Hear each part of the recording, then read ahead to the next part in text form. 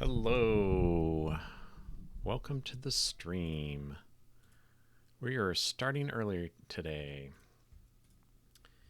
Um, yeah, there's some things I need to do later in the day that would have overlapped with my normal stream time, so I am here early. If you are joining, please say hi in the chat, and we'll get started soon. So, for an overview of what we did last time, we started a new thing, putting aside Bevy game development for a little bit. And partly because I want to stew on it. And I want to get better at it in my own time, so that our time together on stream is more fruitful. Um, the other thing is I just kind of need a change of pace after I came back from vacation. So we are doing binary file formats basically. So this series is following a blog post series called Building Berkeley DB, and we started off with an implementation in Rust, and the goal there is not to make an ABI compatible version necessarily, but to understand the internals of the format, read it, be able to reproduce that, basically the functionality that is described in the blog posts faithfully, and then maybe we can kind of reflect on that and see if there's something interesting we can learn there. I'd also like to, maybe not today, but I'd like to start an implementation in Elixir as well, or Erlang, because the like if you've never seen binary pattern matching in Elixir or Erlang, you are missing out.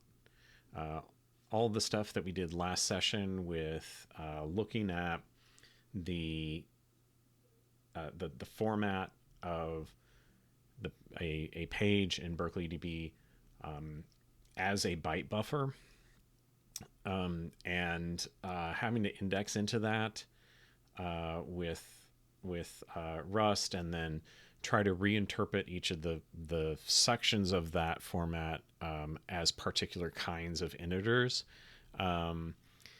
Yeah, hi Justin, welcome here for the data bass. Yeah, that's like binary pattern matching. That's its bread and butter. So I do eventually want to get to that. I don't know if we'll do that today. I think it depends on how far we get on polishing up our Rust implementation.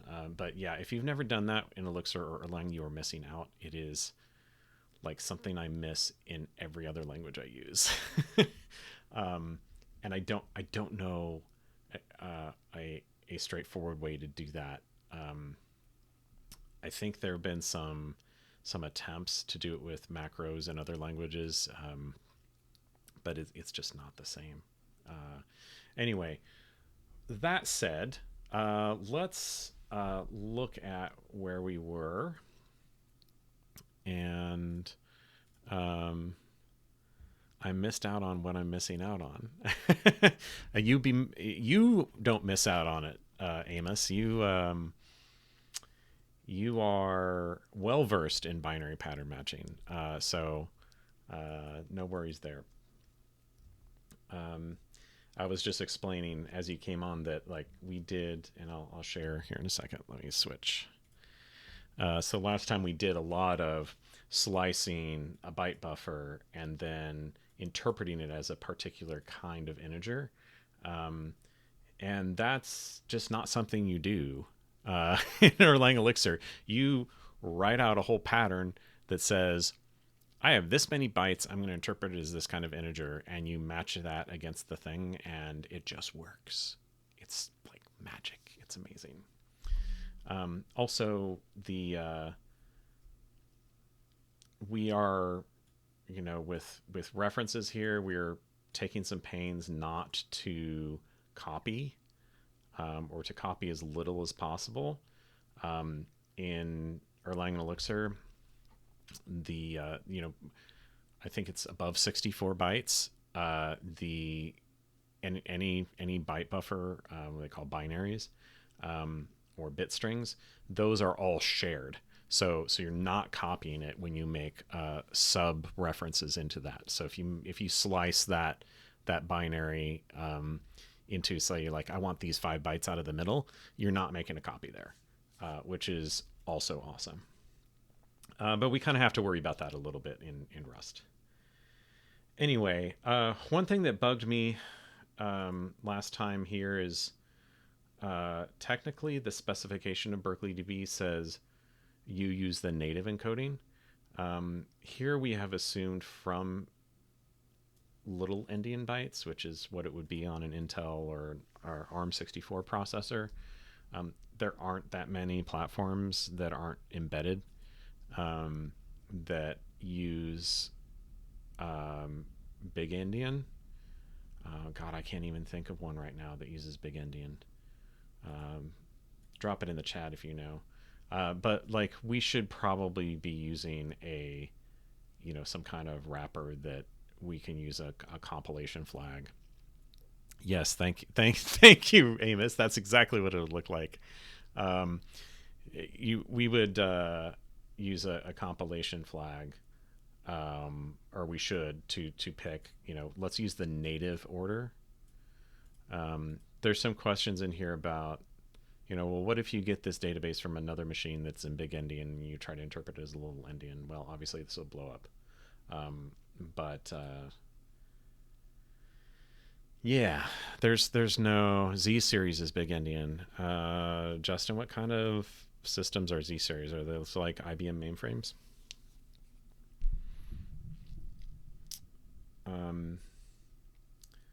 Regardless, so we did a lot of work last time to read btree pages, to read metadata pages. I'd kind of like to clean this up a bit because we should have the idea of a page, and the page has a byte buffer, right? That it represents the contents of that page. Thank you, Justin, for clarifying. Yeah, big IBM stuff, Z series. Okay, but a page could be a metadata page or it could be a btree page. And what we've done here is we've kind of talked about, we've used these structs to represent the headers. But what we could do is go up a level and go, this is a page. It'll be of a particular kind. So we might have a page header enumeration, which is one of these structs. We might need to do that. The thing is, we really only have 2 kinds of pages because we're not considering any of the other kinds of pages. We're only concerned with btree databases. So, regardless, the other thing that we didn't do is we did not. So we kind of skipped over overflow and internal entry. There's some questions in my mind here that are not answered by the blog post by, like, obviously this type is not 1. Like, how do you tell? Note that it says page type and delete flag for byte 2, but it's the same on internal versus overflow. So we don't really have a way to distinguish them, except that this length might not mean anything.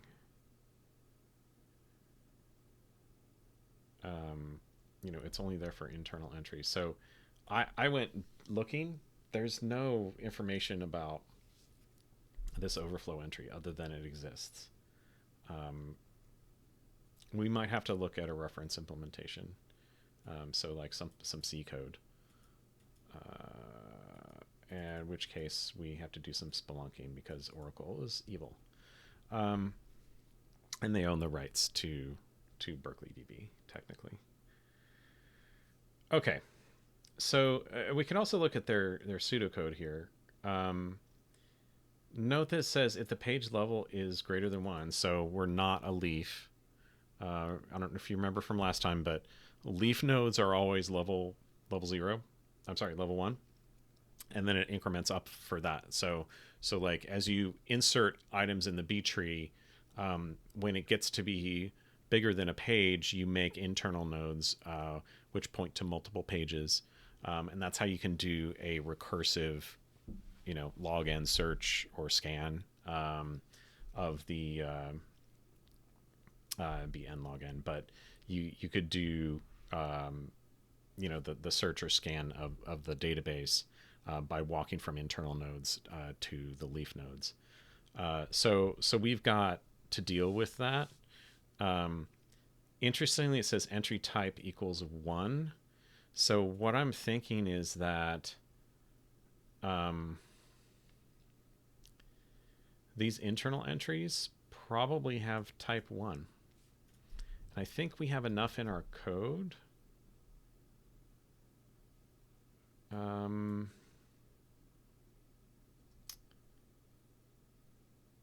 We do not.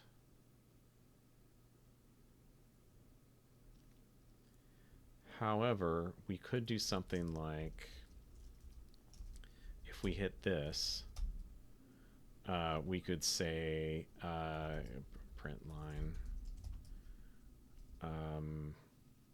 entry type, and then let's see, let's call it ty there, and then print out what it is, and we could do that on an internal page. So if we look at what our main was doing last time, okay, so we were only looking at leaf pages.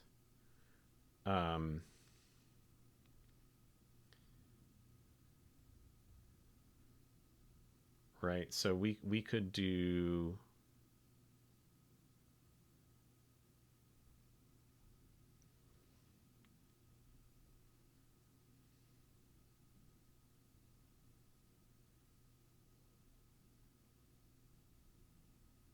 header offsets. Okay, so let's do an else if here.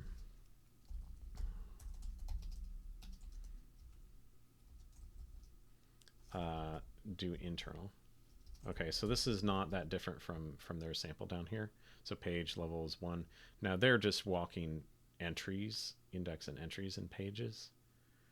Pseudocode, although it looks like Python. Yeah, their idea is like read the meta page, get the root page, and then walk from that root page to each entry. So we'll eventually need to do that. Right now we're just looping over all of the pages in the database. Okay, so if it's internal one, what I'd like to do is we will still have this offsets field.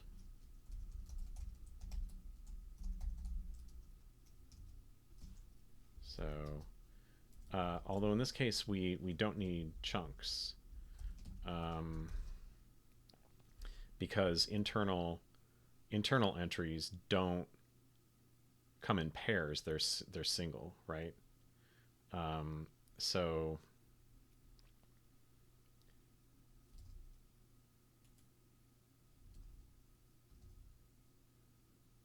yeah, so let's say for entry raw in header offsets,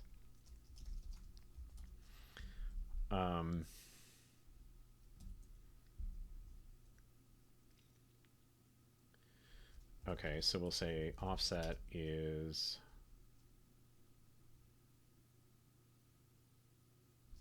okay, this is offset, not entry raw. So this is going to be offset plus header.hf offset. And we'll do that thing as usize.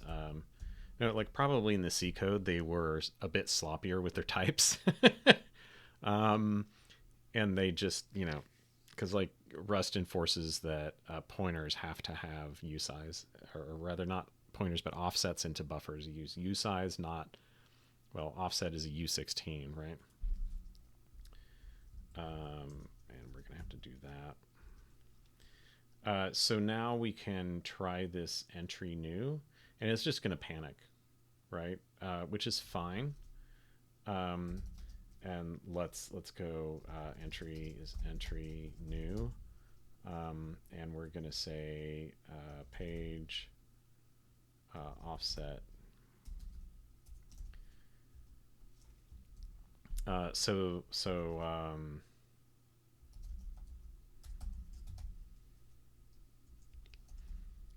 Internal entry.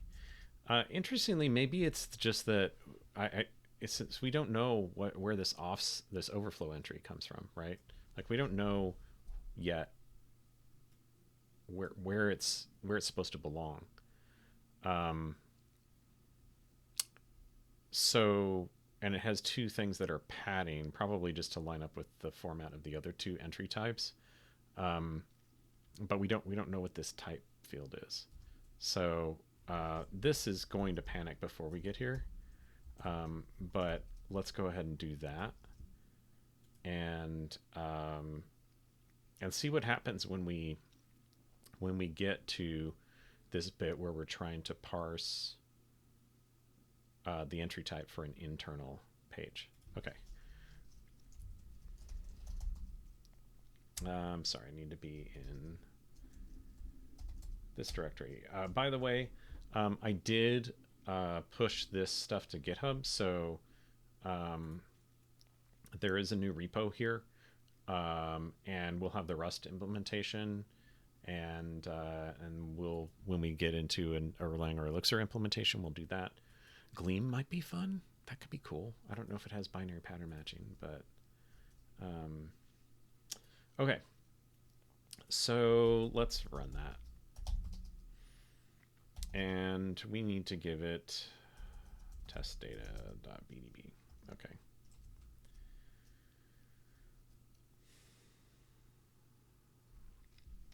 Okay, so it panicked. We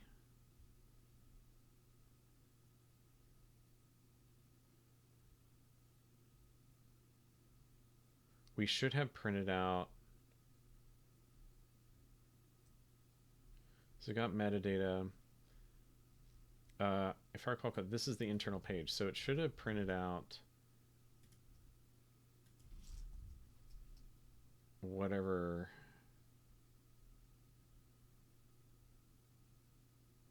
It should have printed out this, right? Because we did get the unimplemented, right? Slice index starts at 3 but ends at 0. Hold on. Line 172. Okay. So clearly the problem here is the flag, the type flag, is dependent on what kind of page you're in. Oh, isn't that just fun? Okay, so basically what happened is we went into this branch, but that length is not valid on an internal node. Because internal entry, well, that's key data item length. How is that?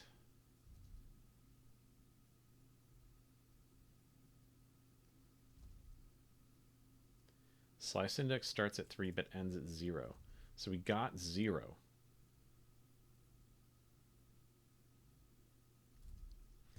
Okay, I think we need probably different constructors for this, and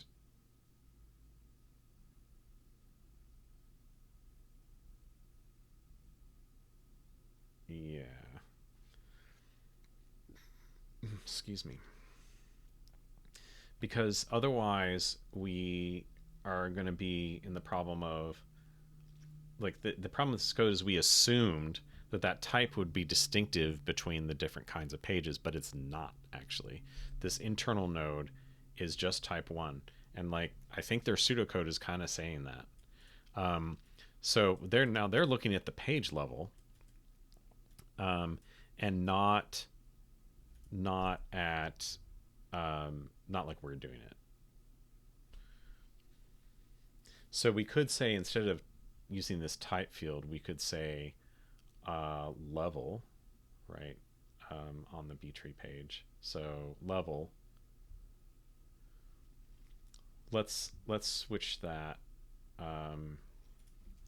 So why don't we say level is 1, and then it's just else here, and we don't worry about the types for now.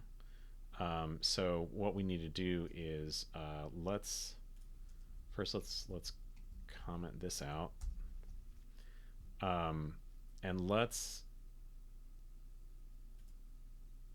rename this new function. Let's say new key data. Let's see. Yeah, new key data. And then what we can do is make a check on there that says if buffer2 not equal to 1, then we can panic and say invalid key data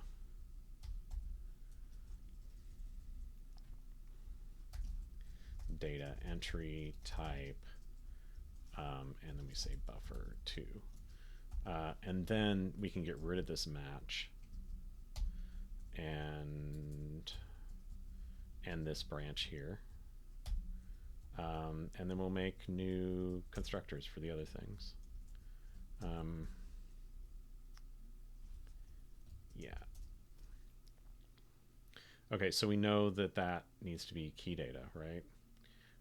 So then on the branch where we're doing internal, again, we're going to do tick a U8. So in this case, we know from the description of the internal entry that it needs to be at least 12 bytes. So if buffer dot, now the thing is, it's not probably ever going to be the problem, because we're always passing a slice to the end of the page. We're not tracking. Remember that in the page format, it goes backwards. So first entry is at the last part of the page. So we're not really tracking what the front index of this entry is.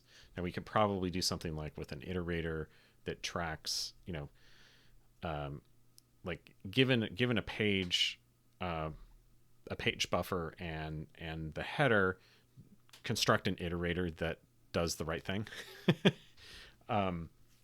by reading the offsets in the correct order and like tracking that, so that you can always get like an exact slice. That's probably something that we could refactor, but let's get this reading internal nodes correct. And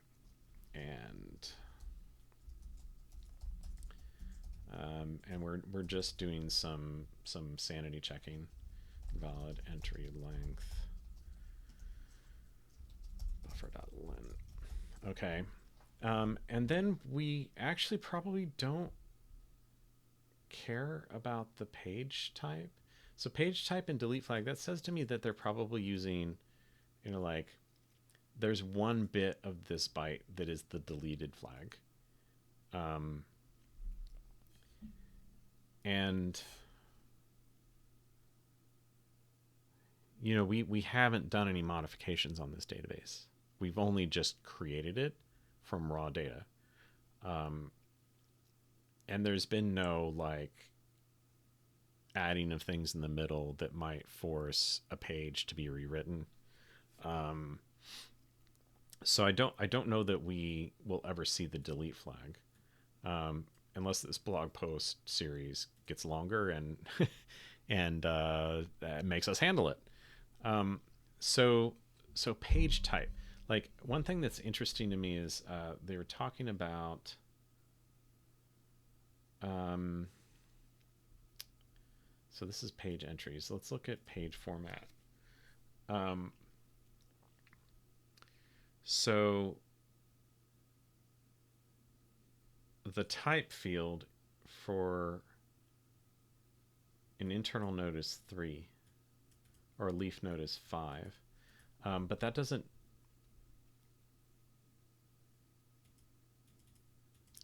really say anything. It doesn't seem related to the entry format at all. So I think for now, what we'll do is we'll ignore this for internal entries. We'll get the length. Um, we'll get the page number and the number of records, and um, then we'll see what's in the data of this, because it's supposed to be key data items. We'll just print out the bytes of it and see if we can make sense. Okay, so we're going to ignore the type field. Let's get the length, and we can actually just copy this because it's the same thing. And then we're going to get the page number is going to be bytes 4 to 7. So 8 as an upper bound. Number of records. Let's just copy that. It's going to be 8 to 12. Okay. And then let's see here. So this does let us do a data. So what we're going to do now is go, so let data is going to be borrowing from the buffer from 12 to length as usize.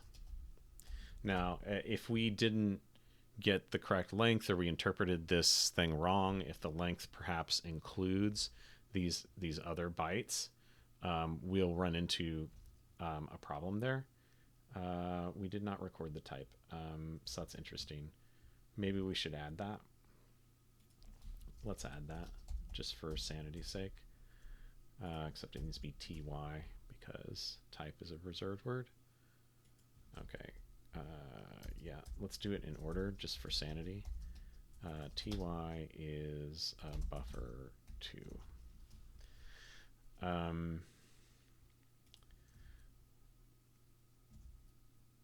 Okay, and now we can do self internal, and then all of those things just go, because I named the variables correctly.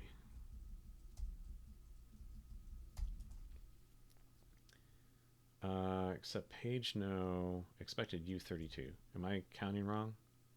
Yes, I'm sorry. Those need to be U32. The first one is only 2 bytes. The others are 4 bytes. Yep. Okay. So now let's do, we're here, right? Let's do new internal.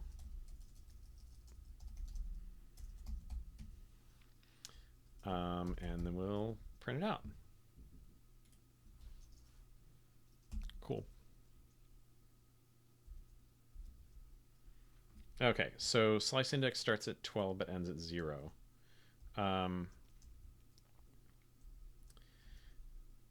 So what we need to do is we do length plus 12.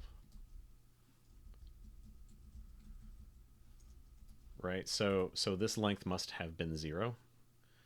So we should get a 0 length slice if we are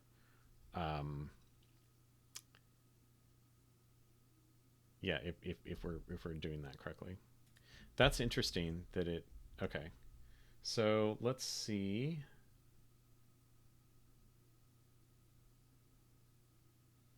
Okay, so here's some internal entries.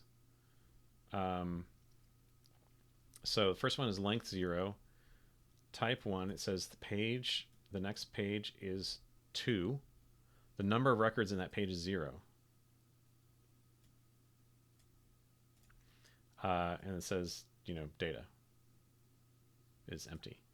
Next one is length 260. Type is 1 again. Page number is 3. Number of records is 0. I'm not sure what this number of records means then. But then there's bytes that are all 110. I have a suspicion that, and let's confirm it real quick. I'm going to do it the cheat way. Yeah. Okay.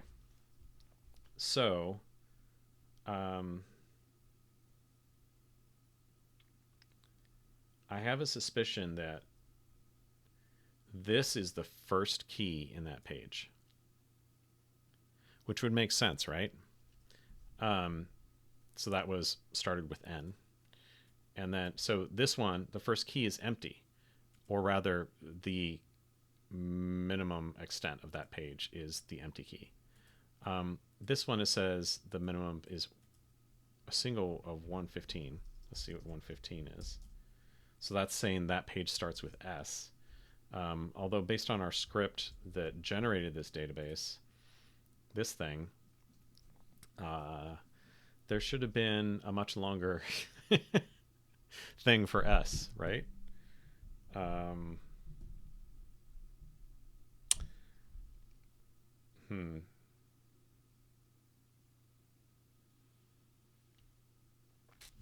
Interesting. Okay. Yeah, so I think this is the minimum key. That's what that entry is. This is the minimum key in that page.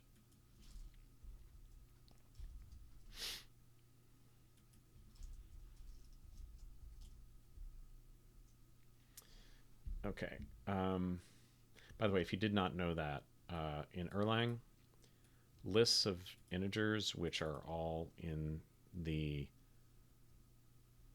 printable Latin 1 range will be printed as strings. So yeah.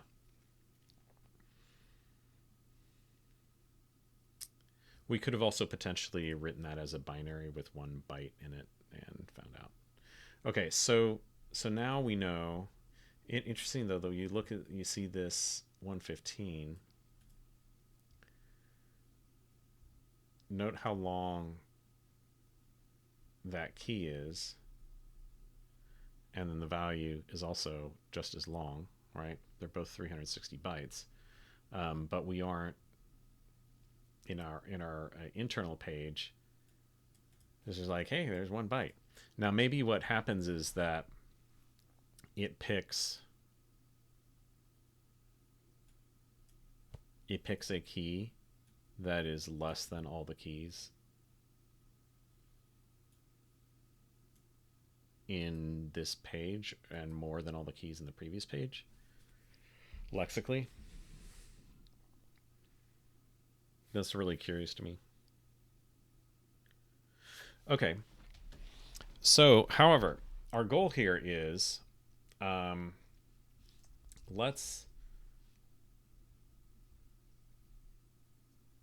we're gonna need to do some refactoring here, because what we want to do is do this like top-down recursive walk of the database. So we need to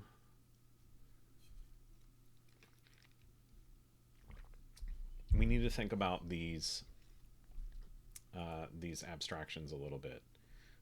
We do have, I think we have a nice separation between page definitions, so like their headers basically, and entries in those pages.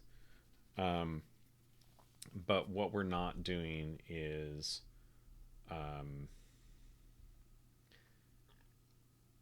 we kind of need to treat the page as a thing, and like identify what kind of page it is, but keeping the buffer there, and just make a better abstraction. So this file, I don't know, it feels like it's getting a little bit long. I would love to um, abstract this stuff a bit.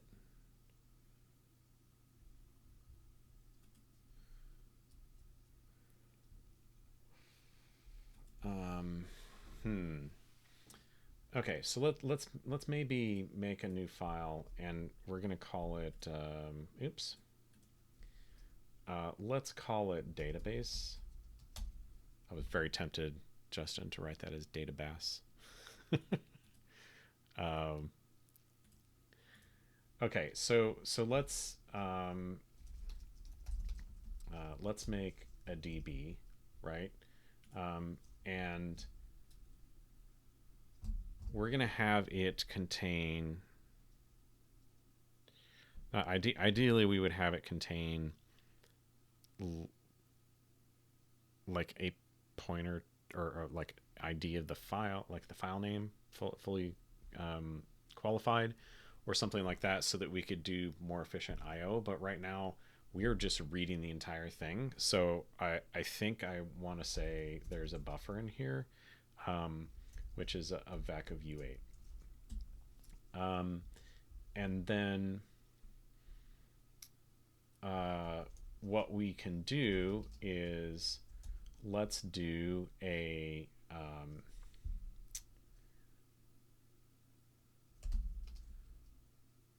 let's say there's open. Now this is a bit getting into the next entry, which is the API basics. I don't want to look at that yet. I just want to make this make sense, so that we can get some of this manual stuff out of here, right? And we can say let's use standard FS. No, it's standard path. Yeah. What we want to do is do like as ref path. Yeah, path. Okay. And we'll say impl as ref path. And that way we can open and read this thing, similar to how we're doing here. So let's use standard FS. Use standard FS. And this should return self.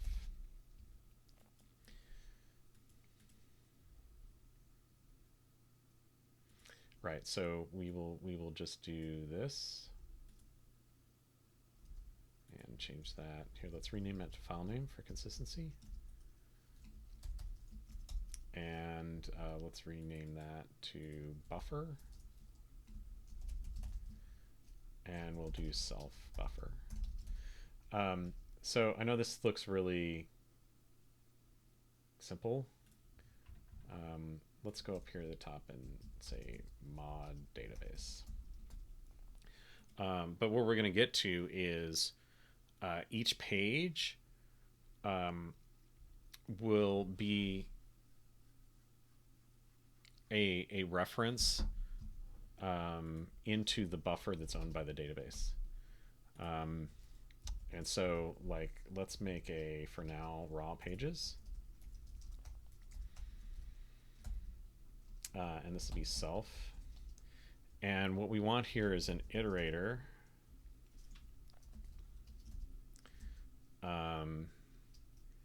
Iterates over slices of the buffer, right? So this is going to be an iterator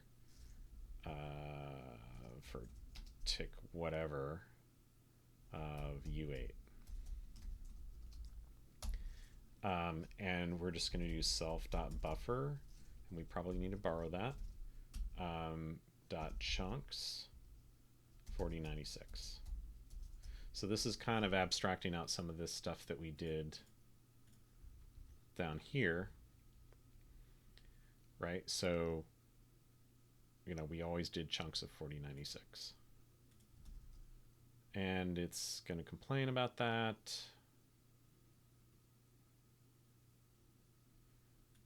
We don't need this lifetime.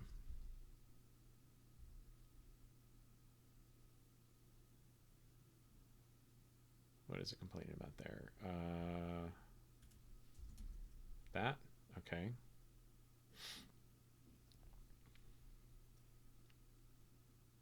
Oh yeah, item is this. Sorry.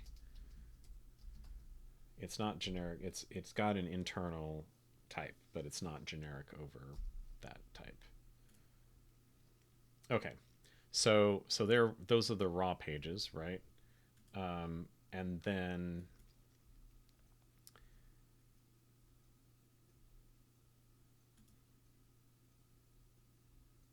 we need to think about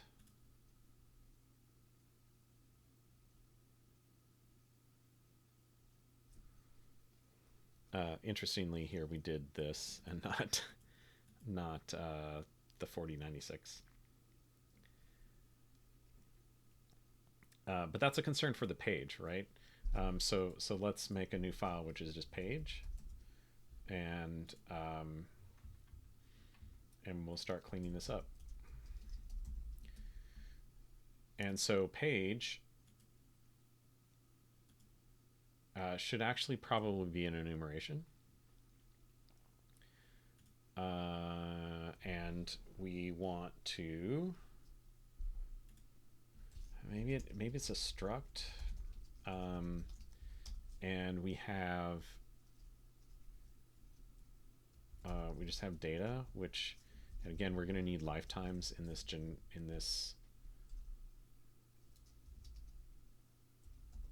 right? But we need a header, which is going to be a page header, and this is where we'll put our stuff. And this will be the enum. And let's just make that pub. We probably don't want the data to be pub. We want to be able to use the page header to interpret the data that's in there.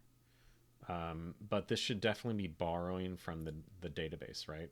So we get the raw pages, and then we'll use part of the constructor of the page to construct the right header. So page header again needs to be probably tick A, because we're going to be borrowing from the buffer in the database. And it's going to be a metadata page, right? And we'll fill out the fields there, or it's going to be a btree page. And we need to duplicate some of this. So let's take all that, put it in the metadata header. This is already feeling better. Let's go down to btree page header. Very verbose, Sean. Why did you do that? And let's not include the offsets. I think what's important here is that each header or each page type, so based on the header, will determine how to interpret the contents of that page.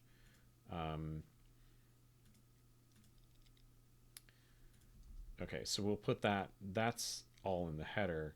I think we were considering the offsets to be in the header, but it's not actually. It's part of the body. You just read the number of entries. So what we can do, rather than reading them ahead of time, is we can make an iterator that gives us the offsets. Probably keep that private, but we'll see. Okay, so it's either a metadata page or it's a btree page.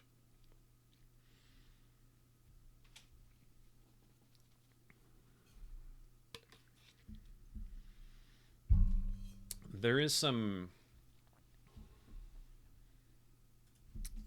we need to, again, do tick A there. I do have some concerns about, I suppose it doesn't matter whether this references the data here or whether it references the data in the database. It's probably the same. Okay. So now we need to port this stuff. So let's do impl tick A, page tick A. So we're going to do like, I don't know, like parse or read or something like that. And this is going to be page, let's call it buff, let's call it data. And this is going to be tick A U8 again. And what we need to do, rather than what we did down here, what do we do here? We assumed the first one is going to be metadata. But what we need to do is look at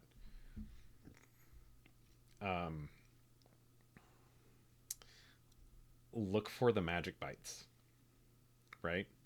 And if the magic bytes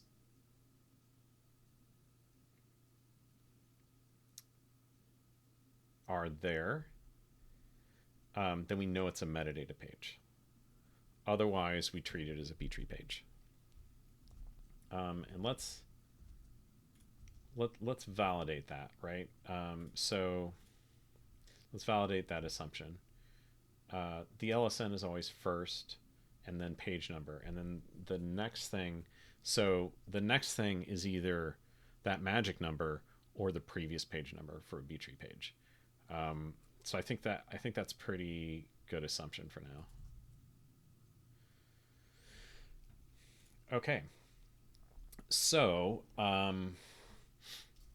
let's do that bit, and I'm gonna split so I can see both of these things. Okay, and then generally speaking, we're gonna say it needs to be 4096, right? And we'll say invalid invalid page length.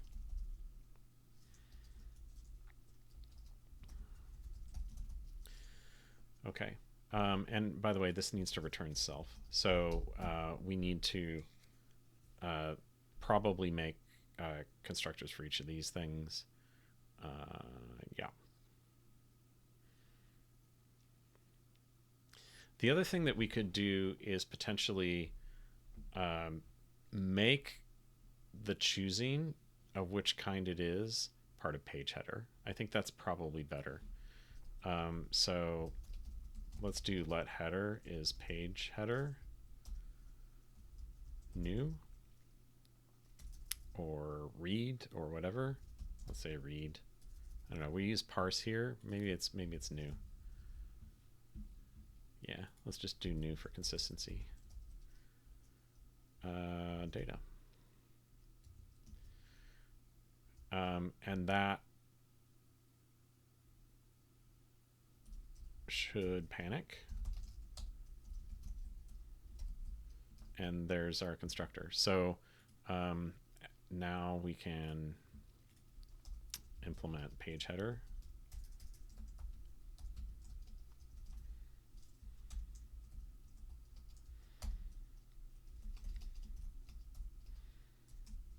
Interestingly, I don't know that this needs to be public, so it doesn't need to be visible outside the module. Yep. Okay, again, we have data, which is tick A U8. And we're going to return self. So, so what we can do now is put this stuff into there. So let's say magic.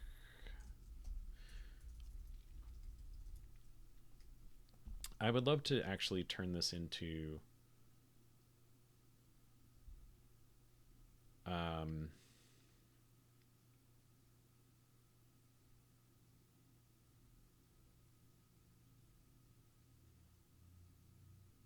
be able to compare the bytes of this slice to this static value would be better than trying to convert it back to an integer and then compare it. So let's say const magic bytes, and this should be, I don't know, static u8.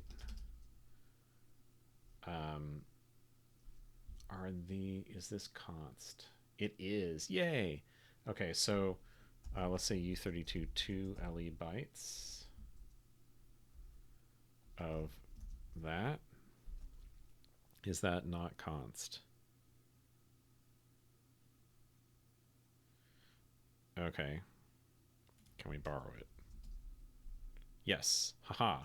Okay. So now, since these are slices, these are both slices, we can compare them directly. At least we should be able to.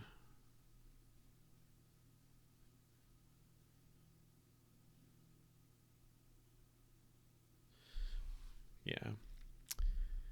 Thanks for coming, Amos. See you later. Let's get coffee again soon. Okay, so we're going to get the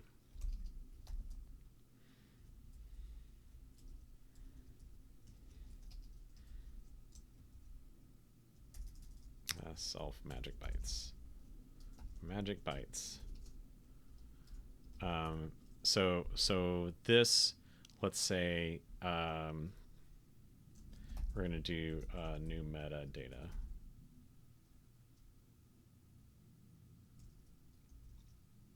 And pass data. Else it's going to be self new btree. Okay, so now we're starting to make something a little bit. Did we include the magic? Yeah, we did. Okay, so I think we can go ahead and make those functions. So let's make new metadata, which takes again this thing, same thing. We're just like splitting this up so that we can take these things that were different types and put them into an enum. Now, like Rust may be like, hey, you know, these have really different sizes. You probably don't want to do this, but we'll see what Clippy Clippy tells us in a minute. So we're basically going to take all this code, right?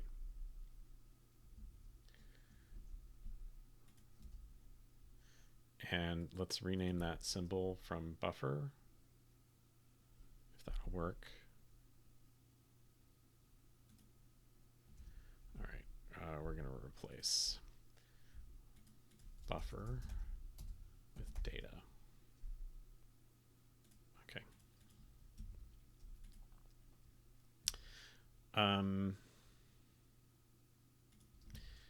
And we know what magic is.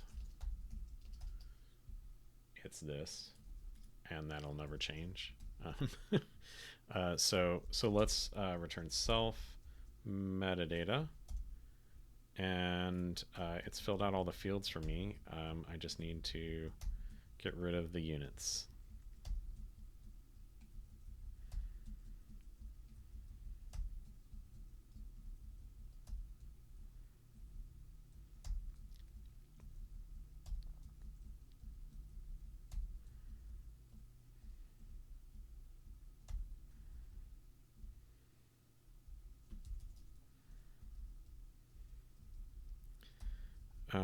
And this is, this is, that's going to be wrong. We can just more easily delete them now.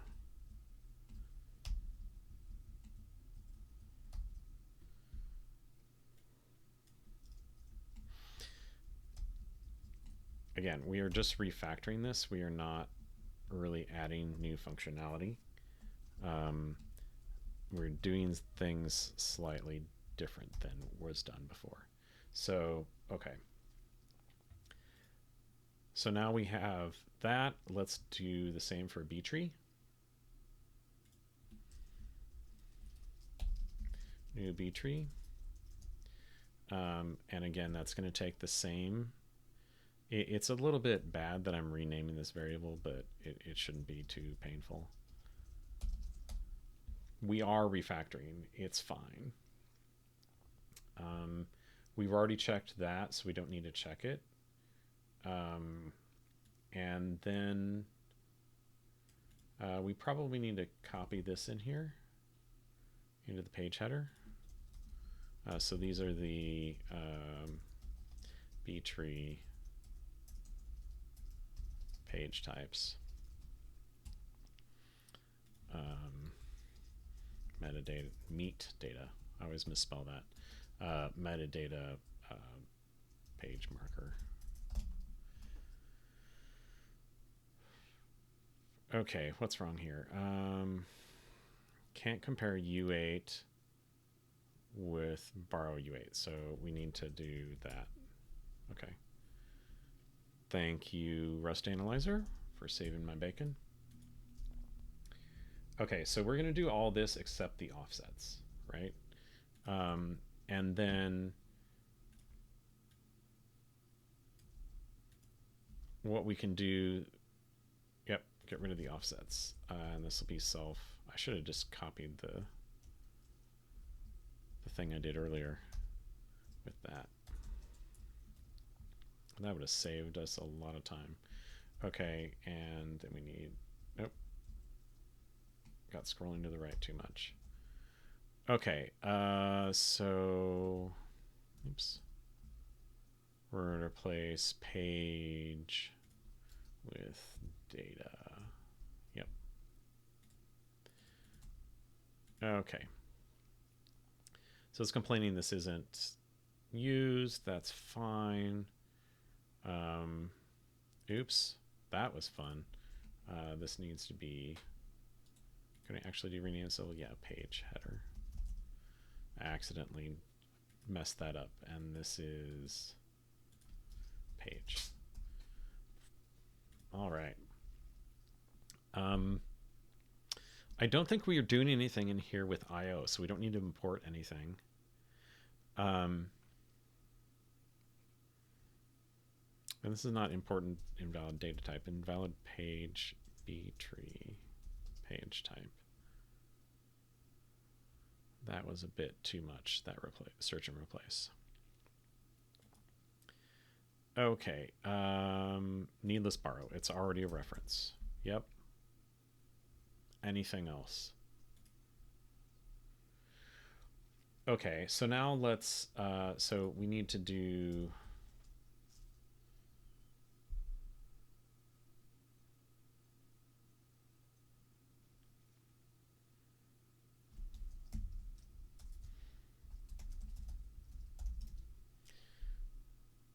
I wonder if, let's look at the debug trait.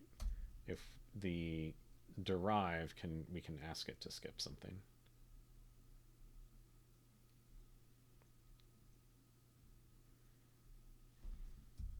Too big.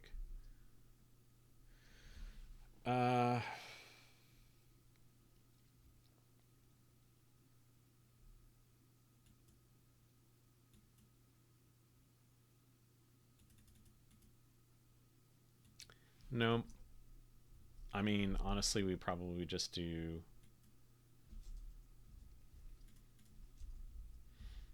we don't derive it, but we implement it ourselves. We can derive on this.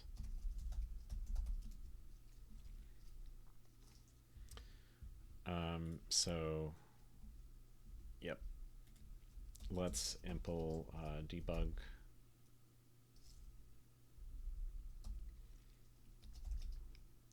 For page, and we need to have it again be generic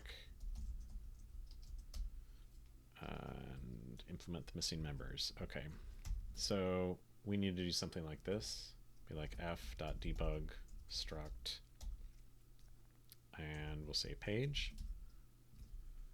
and we need dot field header,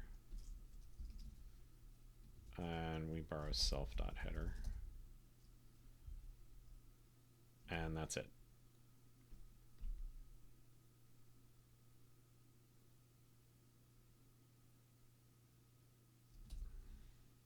Dot finish.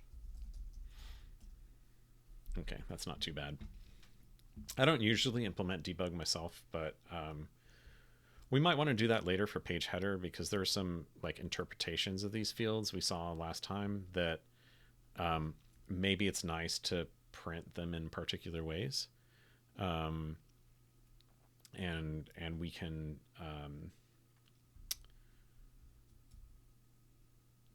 we can make the pretty printing of that be a lot better. Okay. So yeah, again, remember we're just keeping a reference of this so that when we interpret the page header, we can do stuff like, iterate over the offsets. So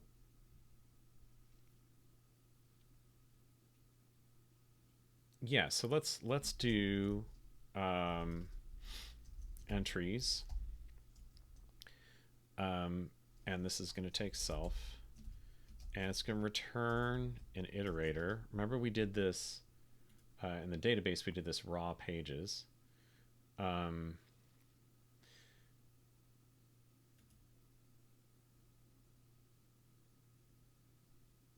We could do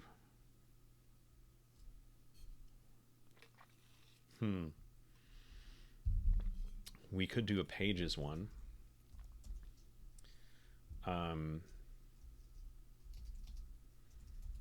Let's go ahead and do that. Impl iterator item is going to be, let's use create page. Item is going to be page with an anonymous lifetime.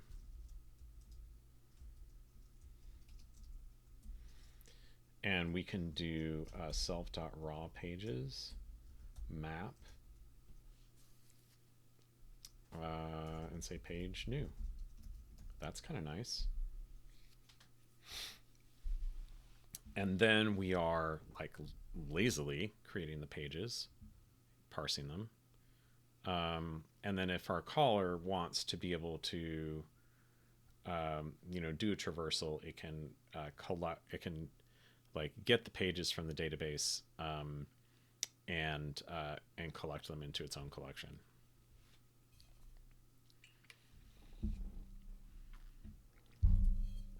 We're not doing writing, so it doesn't actually matter. Okay. So let's get entry into its own module as well. Mod entry. Not strictly necessary, but it'll help, in my opinion. So let's do that.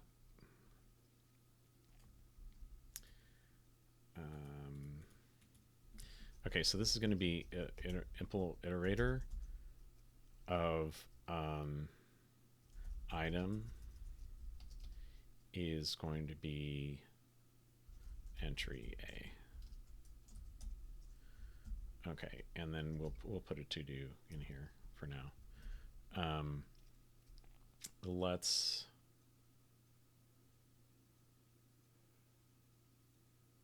whatever. There's a to do macro. Okay, let's make that file entry.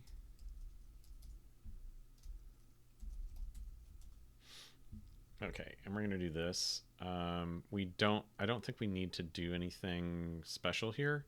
We already fixed this particular problem. We need to make this pub and this pub. If we were actually going to release this as a library, we'd probably make some of these pub crate. rather than just generic public, but we don't care. We're just going to have one binary. Okay, and this is going to use create entry.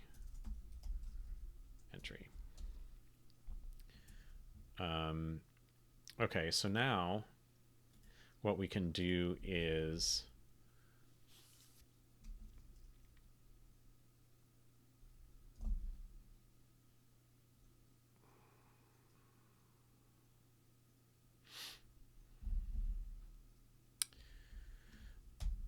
so if this is a metadata page, one thing I might want to add here to this crate is a crate I've used a lot, and I think it's probably relevant in this case. So let's do let's make sure I save. Oops. We're going to put that to do back. Let's cargo add derive more. If you haven't seen this crate, it is quite useful. Basically, it will let you derive a whole bunch of other things. The one I'm looking for in this case is we're going to add to page header, which is going to be derive more is variant. And then we can do, rather than like having to match the whole struct or match on it and use dots, we can do something like if self.header is metadata, then it so this is variant generates a method for checking, is this one of this particular variant. It's just a time saver, and you don't have to write them yourself. I could write it, but it's kind of annoying to write it. So if it's a metadata page, our options here is we could panic and go, you can't iterate over the entries of a metadata page. That doesn't make any sense. But instead, we could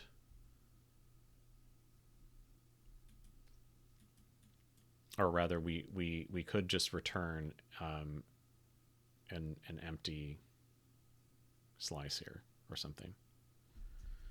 Let's see if it'll allow us to do that. It's probably not going to. Why don't we say like empty vec into iter. Okay. I really don't like having to make an allocation there. Now we could actually just return none, but that might not. Those are going to have to be the same type, though. This is the problem. My camera seems frozen. Oh, yes, it does seem frozen. It's actually turned off. What happened? Give me a second. Thank you, Isaac. It is busted.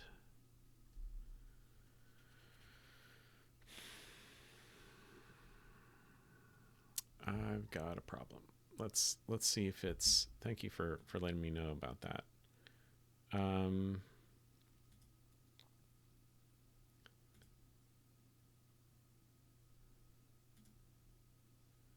We're gonna have to debug this a little bit. Let's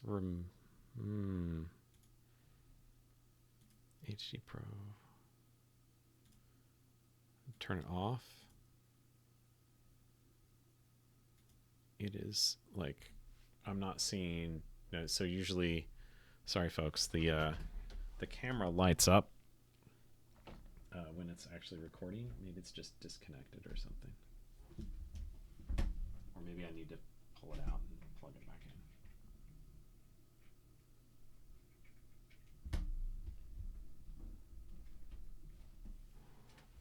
in. Okay, can you see that now?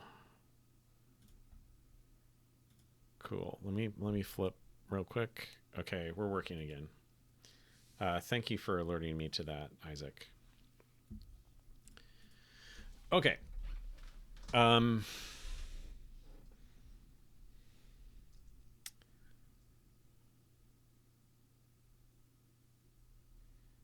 Cool. I'm not. I'm not sure here. Okay, so here's what I'm thinking. Um,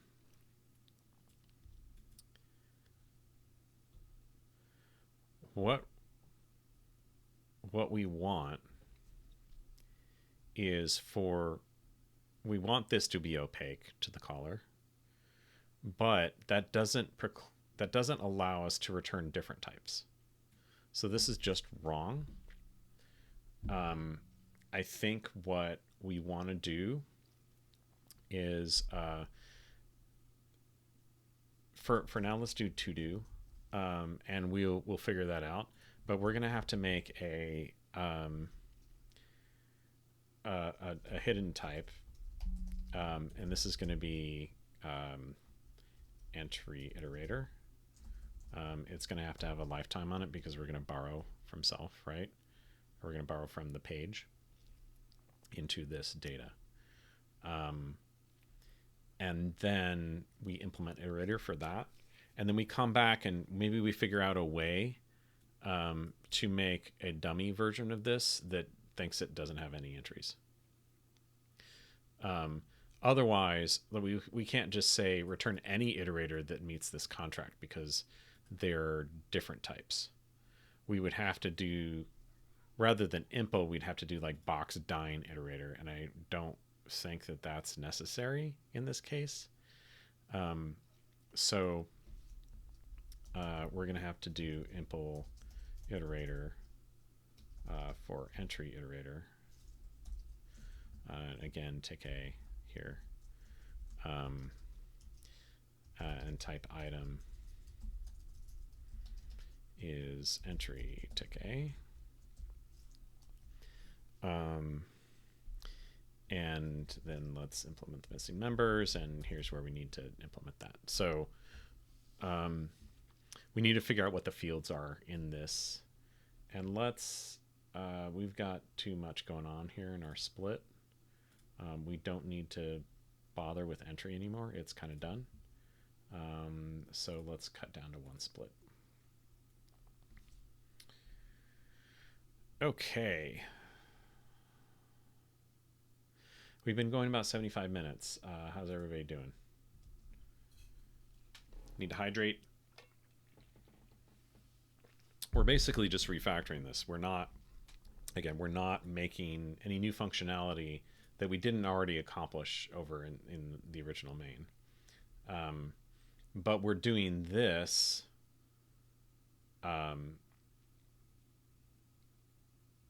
this is no longer going to be manual, right? We're gonna take care of this as like a richer part of the API. Okay, so entry iterators are only relevant for btree pages. So let's look at the page header for btree. This is the number of entries. So what we can do here is we can go, and this is something that maybe we'll make it a usize.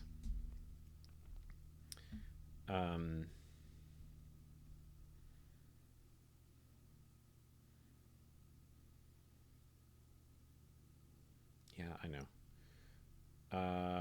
And then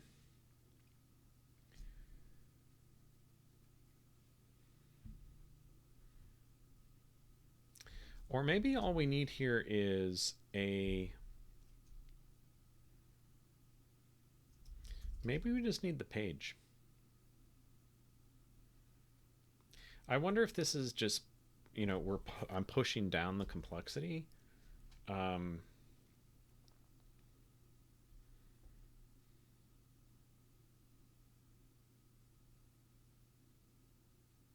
Yeah, let's just make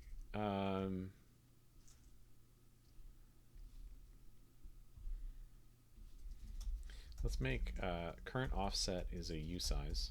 We're going to need to track the state of the iteration inside this iterator, but aside from that, we just need a page. And what we can do is go entry iterator.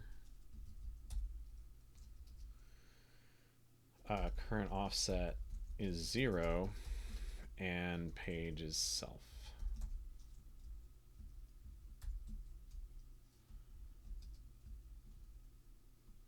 Okay, now what's the problem here?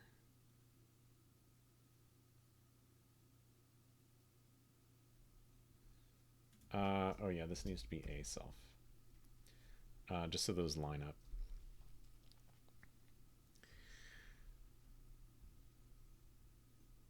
Okay.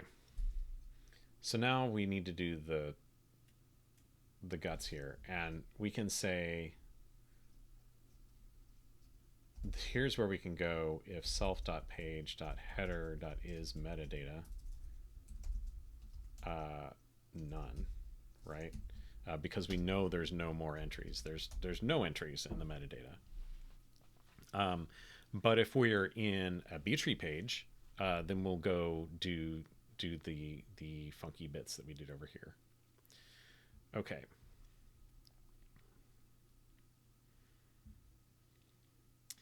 And I think what we'll do, because here, like in the original parsing of that we did of the btree page, we kind of subtracted the offset that's set in there, but we did witness that the entry offset was an actual offset, like an absolute offset into the page that ignores the HF offset. It was just that we were wanting to display the offsets as, you know, like relative. So I think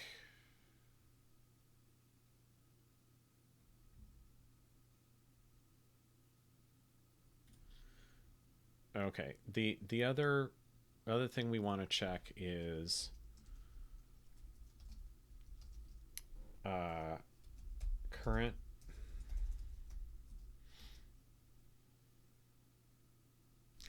Let's make that a separate condition.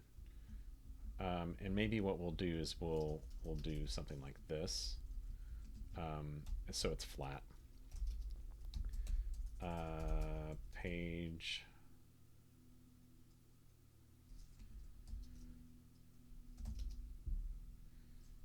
The other thing we could do is say, make this an if let or let else. Yeah, so we'll say let self.page.header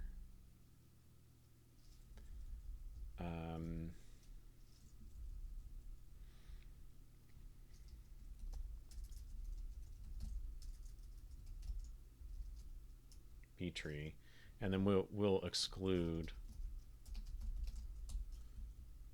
We'll return none. Okay, so maybe we don't need that is variant derive on here. Let's remove that for now because we actually do want to extract these things.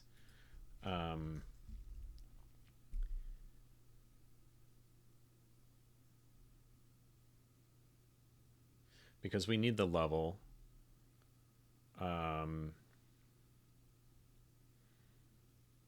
And we need the entries, right? So here's another early bail we can do. If entries as usize is less than current offset,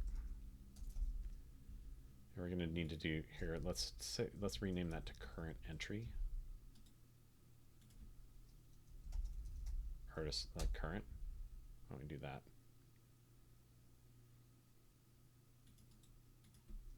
Current. Okay. Return none. Right. So we always want to return none when we've exhausted all the entries. So if the number of entries is less than the current one.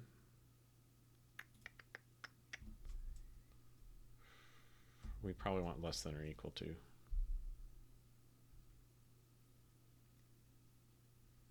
Because the number of entries will be 1 based, right? Okay. All right, so now we need to look at what's the next entry. So we need to get a slice, and maybe I'll split this right so we can read it over here. We are doing something like this, right? This stuff.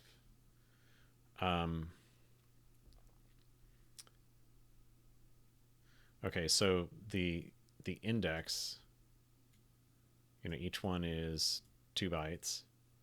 It's a U16 and it starts at byte 26. Okay, so let's say, so let's get the offset of the next entry, and that's going to be self.page.data. And we're going to do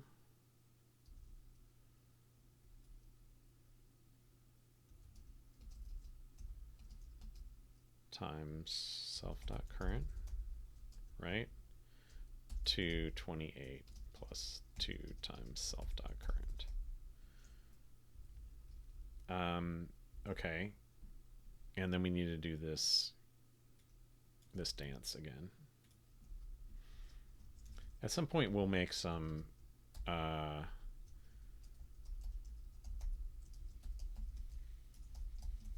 utility functions to handle that. Okay, so this is the offset of the entry we're trying to read. So if we start at 0,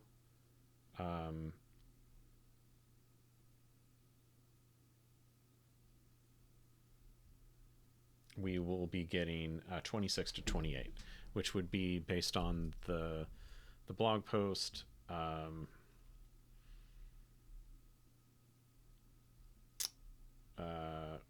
Let's see, btree page.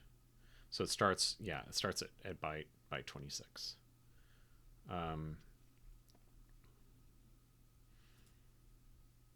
Right. So this is the format of a btree page. First part they were just talking about the header, which goes up to here, and then starting at byte 26, you get the first offset. Okay. So then our next step is similar to what we did down here. We need to look at the level, right? So here now we're only returning single entries. We're not going to return key value pairs. So we would do, right? So like the caller is going to have to be responsible for iterating over key value data in chunks. So we'll probably make some functions like, is internal page, is yeah. Maybe we should leave that derive on page header.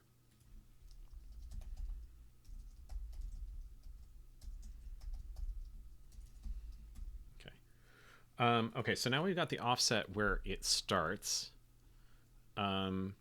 So here's where we can do that more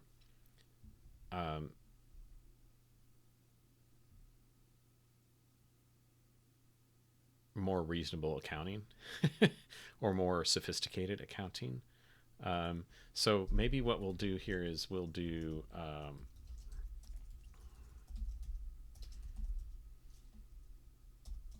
and again we need the ticks because we're trying not to copy. This is one thing that's a little bit a pain.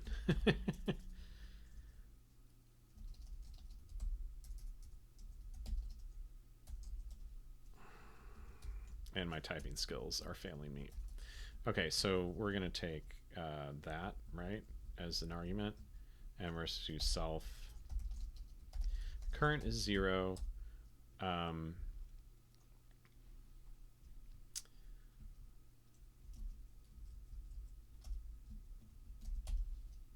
And we'll say end is going to be 4096, right? So this will be the end of the last, or like the maximum extent of the previous entry that we just read. So in the case, remember that these go backwards, right? Entry 0, entry 1. And so we can keep this as, when we get a new offset, the offset for the next iteration becomes the beginning of the previous key. And this will be, non-inclusive extent. So, and then we'll just do page. And let's make end is a usize as well. Okay, so the end always starts at the end of the page, which is what we wanted. Okay, so now what we can do is give the entry a slice which is much more constrained. Not that this actually matters that much, but it makes me feel a little bit better. Okay, so now we can say if our level is 1,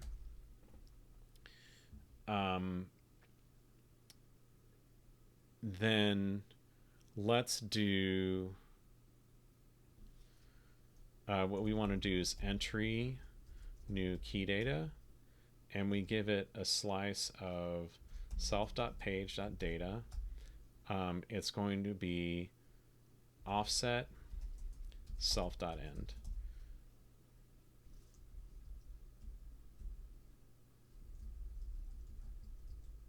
Right?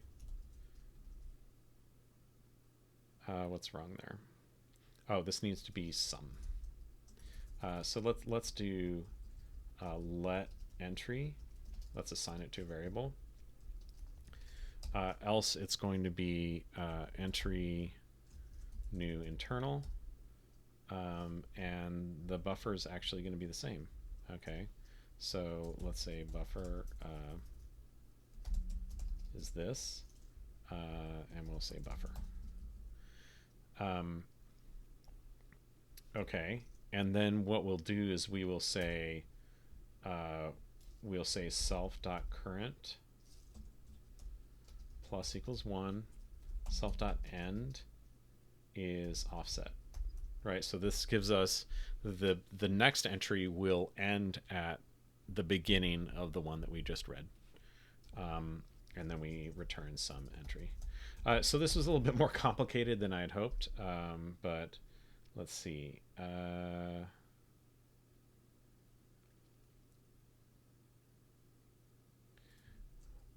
Okay, yeah, so actually I need to do as usize here. We don't actually care about keeping it as a U16, it's just we need to read it as a U16, and then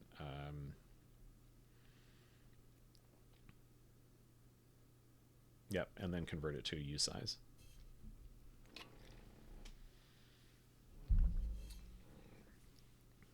Okay, so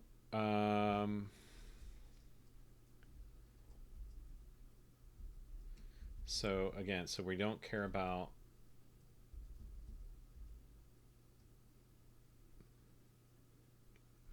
we were only caring about the level. We aren't caring about that, and we can just put dot dot in the rest of that. So we only care about the entries in the level. Now we can iterate over the entries in the thing. One simple test we should make is that, and here let's make new. We made that function and then we didn't put it here. Okay. Yep. That feels pretty nice. Right. So if we know the level is 1, then it's key data. Otherwise, it's internal node.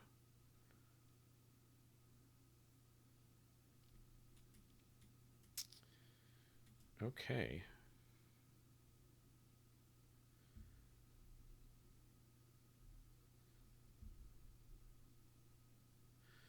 And yeah, again, the only things that we're potentially copying here are things we're converting to numbers. So the rest of it is just staying raw bytes, which is good. Okay. And we've got an opaque iterator for iterating over entries. That feels really good.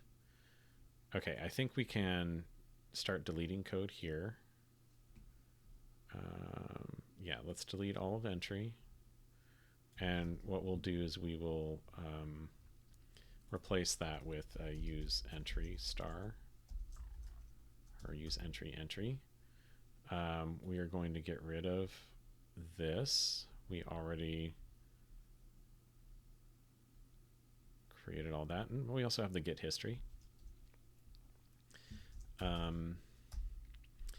And let's rewrite our main function here. Okay, so we've got the file name. We don't need to do this slicing. Let's just do, let's use database DB. So let DB equals DB open and file name. And now,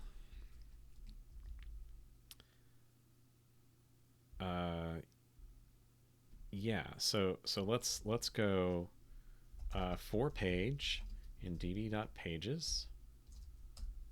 That feels nicer.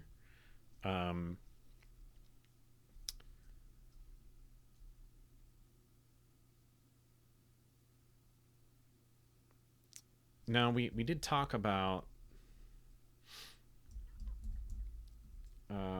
I think we can let's just delete all of this, because I think what we want to do is let's make that walk, which is what their thing down here is, walk page, right? So let's make walk page, which takes a page, which is a, and this is going to have to be generic, right? Page A. And we want to do so for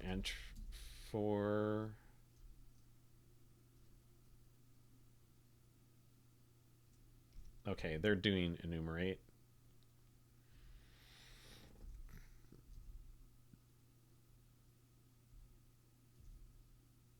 Yeah, so we can probably do something like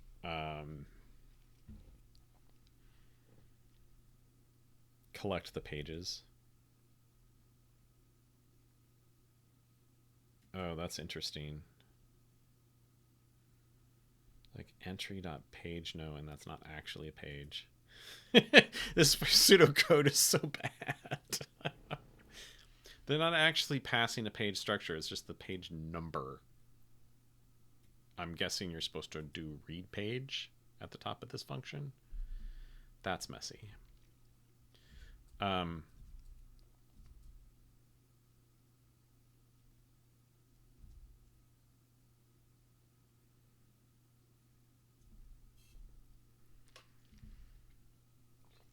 Let's actually not write this right now. Let's restore what we had before, which is essentially just iterate through all the pages and inspect them. So we're going to iterate through each page, and now we're going to do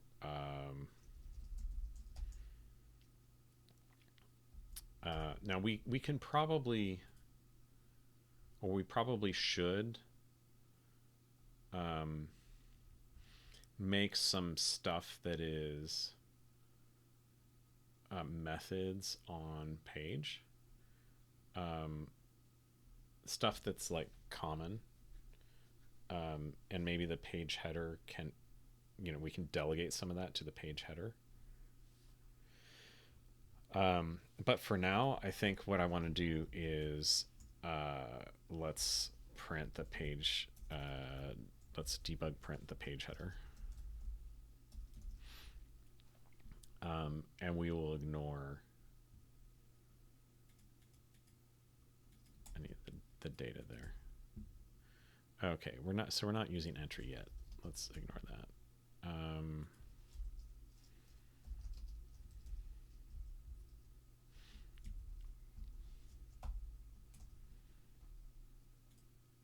Okay, so it doesn't need it. Okay. We're not using standard FS because that's moved into database. All right, let's see if any of this code works. Like the compiler's not complaining a lot. It's mostly being like, you're not using that thing. Now we could also go for for entry in page.entries. And that's a method. We could print line and just debug the entries.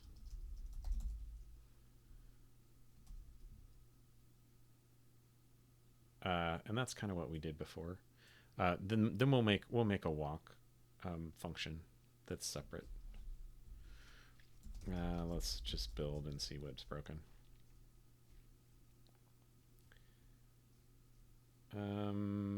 Okay. Yeah, we're never constructing overflow because I don't know what it means, and we don't know. Honestly, probably what we should do here is just comment this out because we're not using it yet. And then when we know that there should be an overflow entry in that spot, then we will construct that. Okay.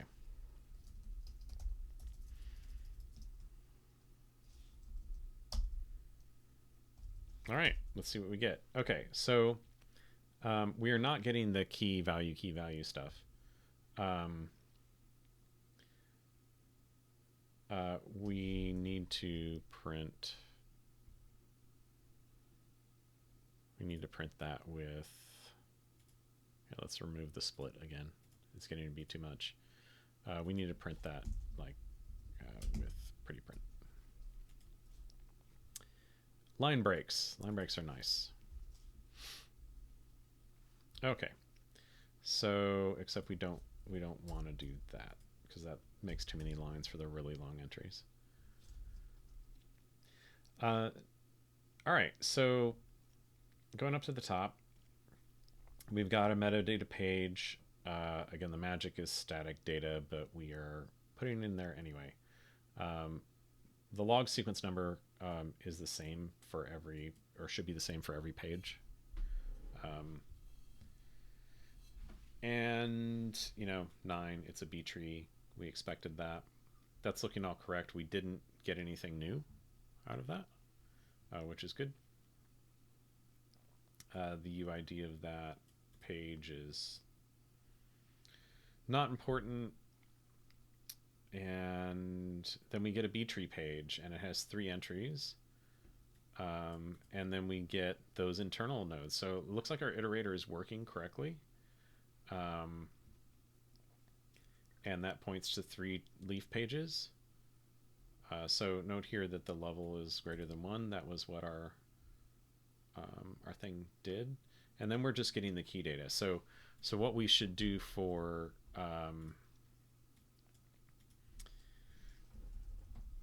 maybe what we should make now is some methods on page that makes this a little bit nicer. Maybe we'll do something like is internal. Here, let's do is metadata, and these will just delegate. Self bool self.header.is metadata. Right, okay, that's an easy one. Is leaf, and we'll say let's say matches. I would rather not do it this way, but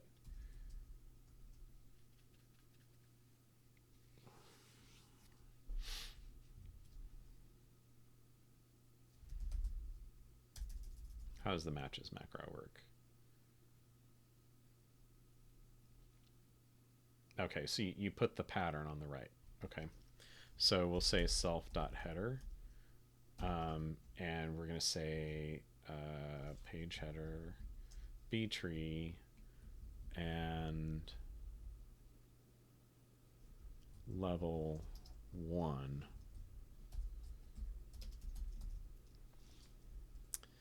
And then we'll say is internal. And this will be really simple. This will be not self.is metadata. And, or how about let's do that, or self.is leaf. Okay, so now over here,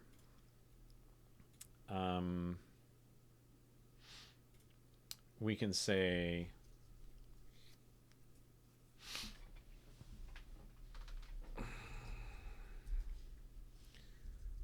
let's do for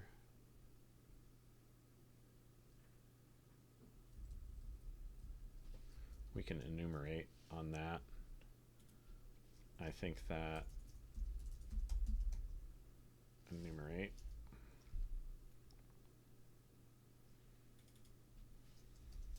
just give me the iterator implementation, please. So enumerate returns this. This iterates over. Yeah, that doesn't help us. Okay, so it iterates over the index is first.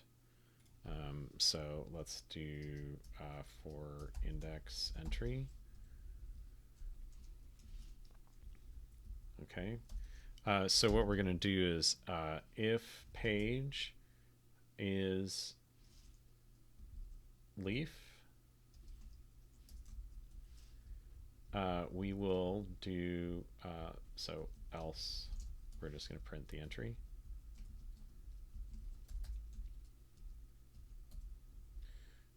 If it's a leaf page, we'll do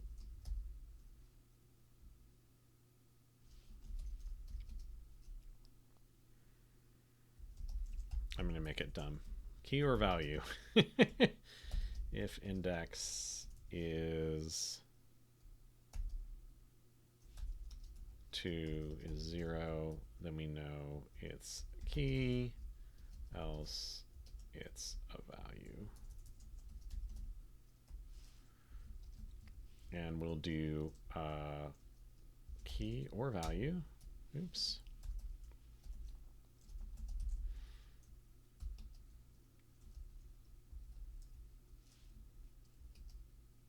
Entry. Okay. And really that's just so like we know that in leaf pages it's key value, key value, key value, right? So we know that the key comes first, or rather last if you're looking at inverted order, but like as far as the offsets are concerned, the key comes first. And then we will get that data printed out. So let's try that.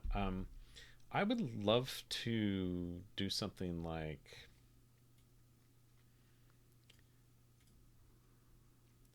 print these as strings. We might need to do some like assumption that it's ASCII or something like that. It's not a safe assumption, generally speaking, but for the sake of this exercise, it would be fine. Let's clear and run again. Okay, so it worked just fine. Notice we're getting key value, key value. We are, getting the internals of that variant of the enum. We don't actually care about the length. The length is just so, you can check that you're slicing the right data.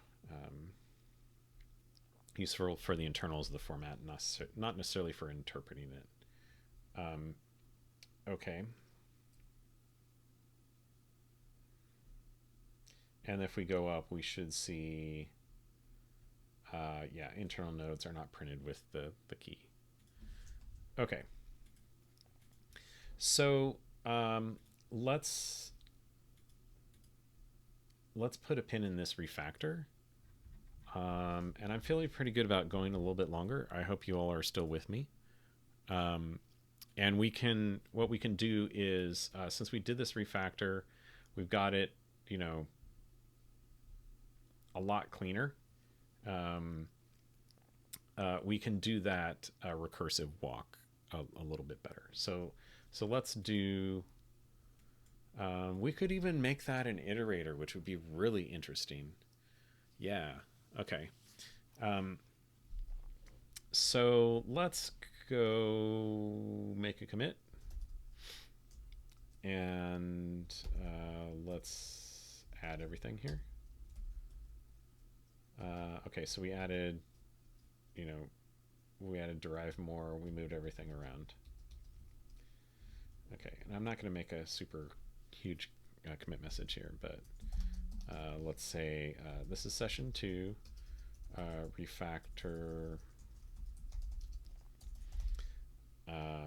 into better abstractions over the DB.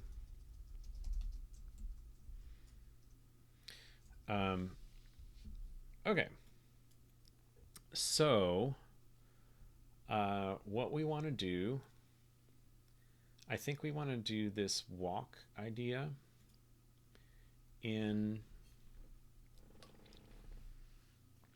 the database.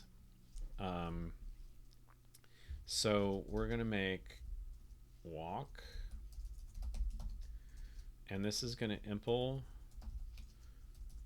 iterator, where item is going to be a pair of entries, right? Entry A, entry A. So this can use the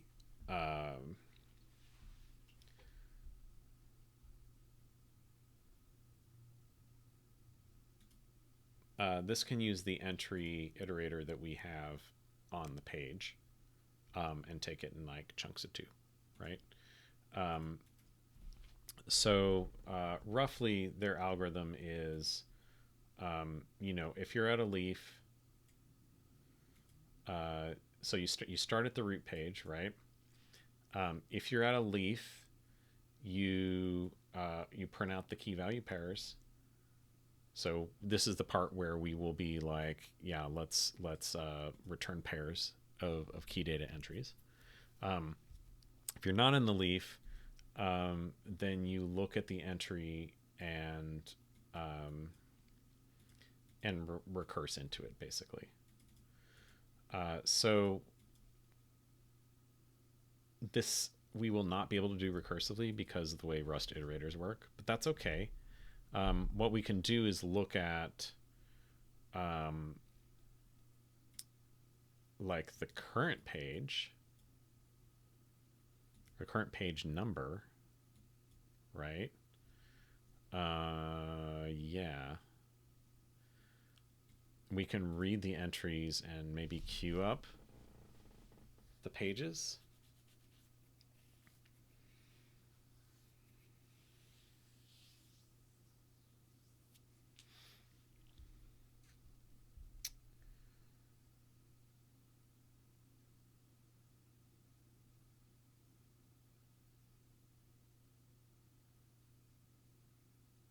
Let me think about that. Okay. So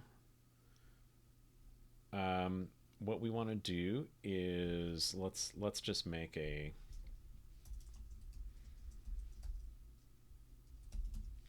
okay, and we're going to make a struct walk here. again, it's going to need that stuff so that we can pass down the lifetime of those entries. And we're going to need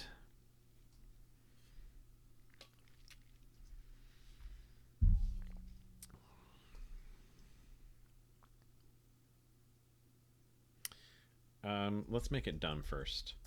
Let's say the page number, so the current page number, which is the U size, and the current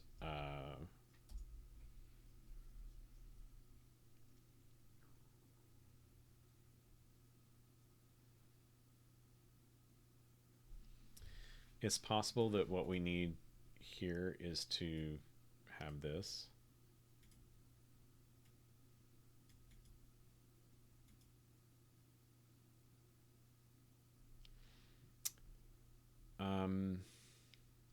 Let me think about that. So we probably need pages, which is a vec of page. Luckily, those, all the internals of that page thing are borrowed from the DB. So we aren't we aren't copying a lot to create this iterator.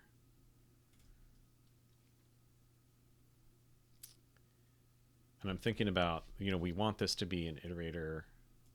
Maybe what we want to do is actually have something that walks the pages separately. So it's like a different iterator. And then we flat map that into an iterator of the entries in that page. Yeah, okay. So here's what we're gonna do. Let's make a private one called walk pages. And this will be walk pages. And we're not going to share this. Maybe we could. I don't know that it matters right now, but then we don't have to have this opaque type on the return there. And this is just going to be walk pages. And then current is going to be 0. And pages is going to be self.pages.collect. Right? Okay, so struct walk pages is going to be really dumb. Current is a usize, and pages, this is basically what we had before. Tick A. Pages is going to be a vec of page. Tick A. Okay, and then we're gonna implement iterator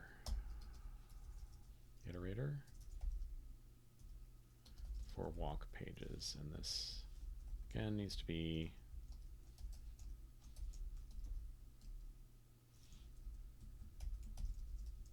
okay. So the item is going to be page decay. Okay, and let's implement the missing members. Okay, so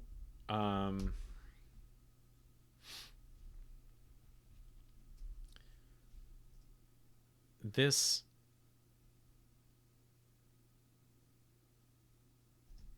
needs to be quasi-recursive.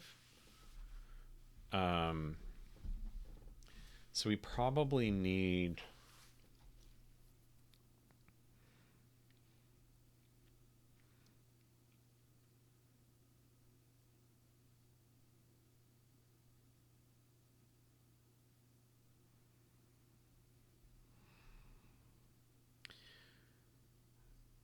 the problem I'm thinking of is this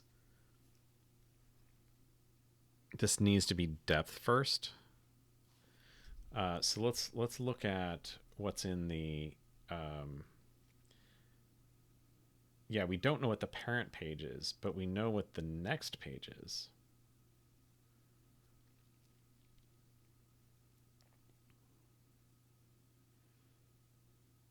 Which means we either need to go from the root all the way to a leaf and then walk the leaves left to right because they, point at the next page, right? Or we need to queue up, like have a stack, right? Excuse me. Where we read if we're in an internal page, we read the entries, which I think is what they're suggesting here, right? We read the entries of that page and queue up the pages to be visited.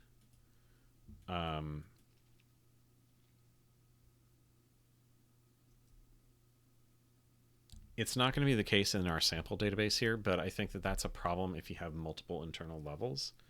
I actually wonder if it's better just to keep going until we hit level 1, in which case we yield that page.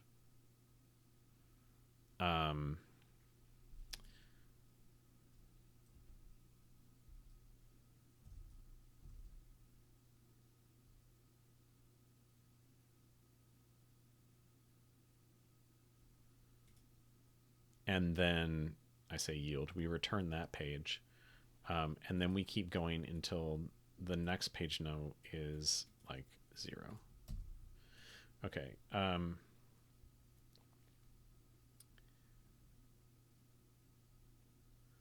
Let's look back at the page format. And so 0 if none, or if it's an internal node. Next page containing lexicographically higher data. So if we reach the end, we return 0, or this should be 0.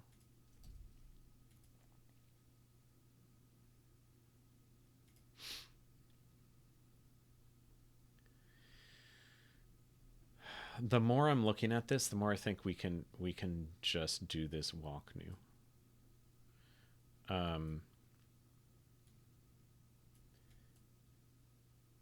And what we'll do is, yeah, let's just, this will become walk, and we'll say current entry usize. And let's get rid of this. So the iterator implementation is going to have to do some more stuff. But what we can probably do is just implement it and then see what can be factored out into methods on this struct.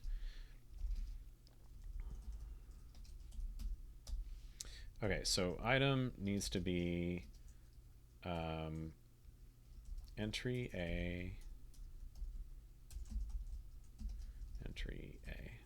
So this is pairs, key value pairs. Okay, so let's say current page. Let's impl walk.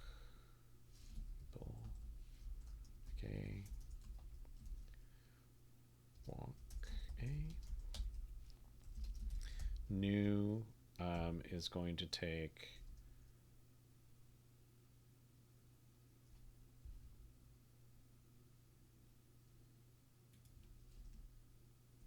and I'm sorry, I need to do this. New is going to take a database, which is going to be a reference DB, and return self. And what we're going to do is do self current page 0, current entry 0, and pages is db dot pages dot collect. Okay. So now, okay, so we need to import entry. Use create entry.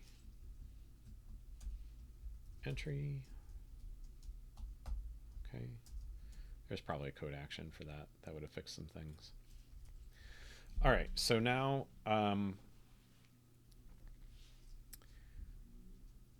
so let's do the current page we're looking at is self.pages self.current page.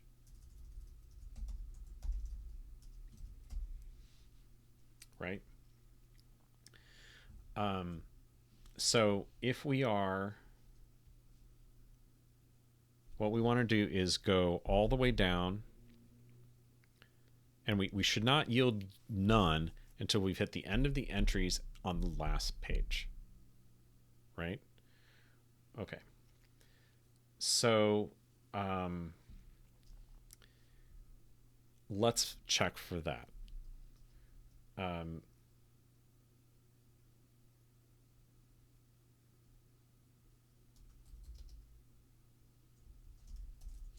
So let me put in a comment here. If we are at the, we have consumed all of the entries in the last leaf page, we must return none. Okay, so how do we know this? We know if page.level is 1, right? So it's a leafed page. And, I'm sorry. If let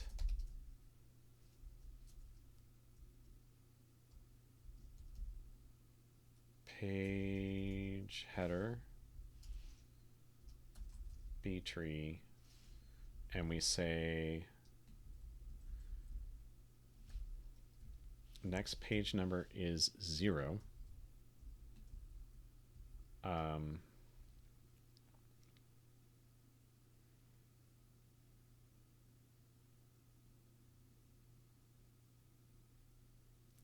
I think we're going to have to do this slightly differently.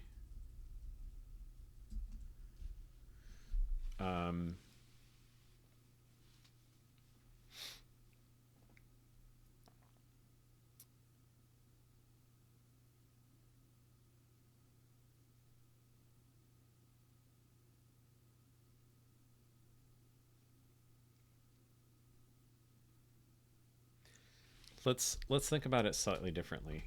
Let's start with, rather than that condition, let's try to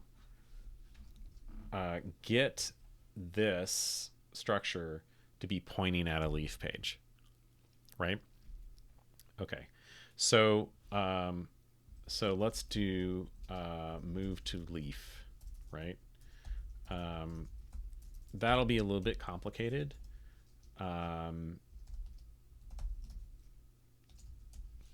But then we'll know we're in this, we're looking at a leaf. So we can say self.move to leaf.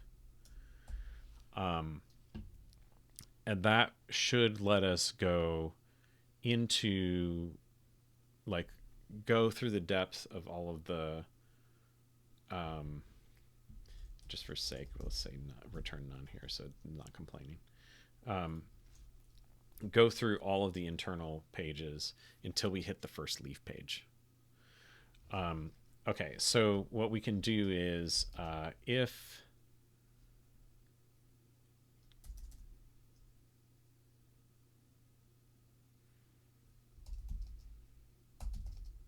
let's do while let no.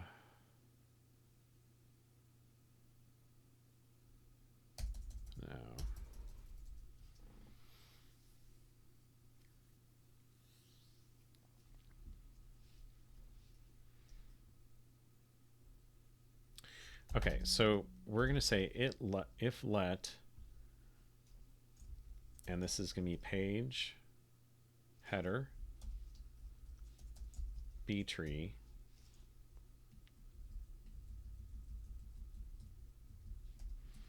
level is 1, right? If we are at a leaf. So it's basically like if we are at a leaf page. Now we could say, I think we'd made, is leaf? Yeah. Let's do that. Okay, so if self.pages, self.current page is leaf. I knew I made that for a good reason. We return. Okay. Otherwise, we will do self. Let's pull this out.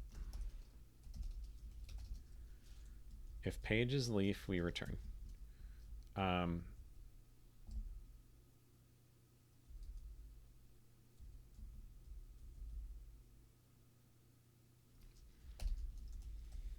If it's a metadata page, then now another way we can do this is say if let page header metadata, we want root is page.header. Then what we want to do is go self.current page. So we want to go to the first or the root page of the tree, right? Is root as usize. And then we want to do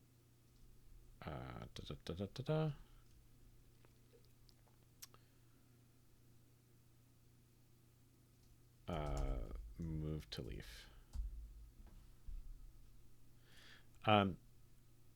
I would kind of do this iteratively, but this kind of feels like it makes sense for recursion. Technically, we'll only have to do this once, and then every time it'll be like there. If it gets to be too gnarly, we can definitely not recurse here.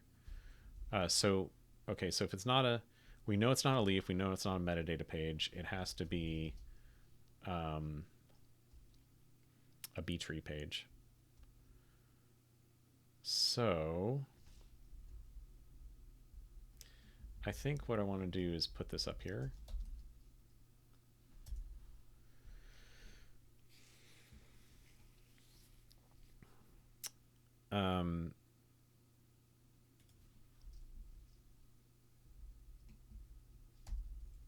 And then we can do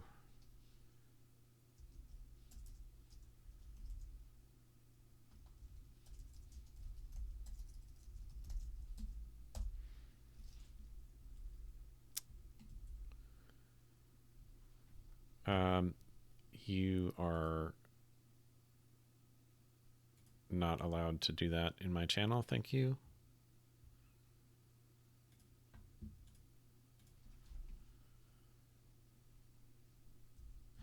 Okay, so what we want to do here is we know it's not a leaf, and honestly we can probably do, and this is wrong, sorry, this needs to be btree, and we can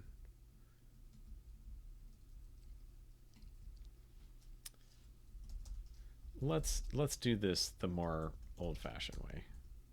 Fill the match arms. Okay, so if we know it's metadata,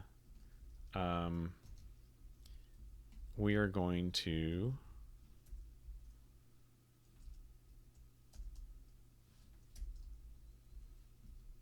do this, and we can ignore everything in here but the root, right?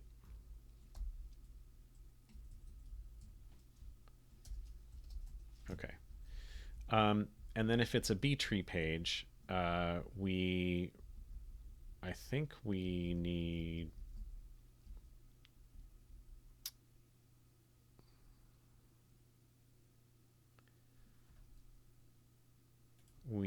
level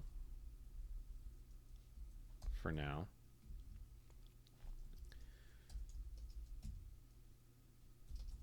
We can do it like this, I think.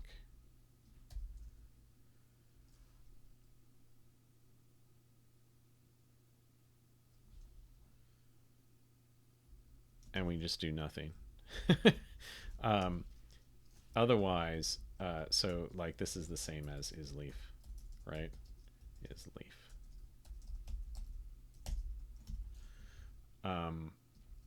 Otherwise, what we want to do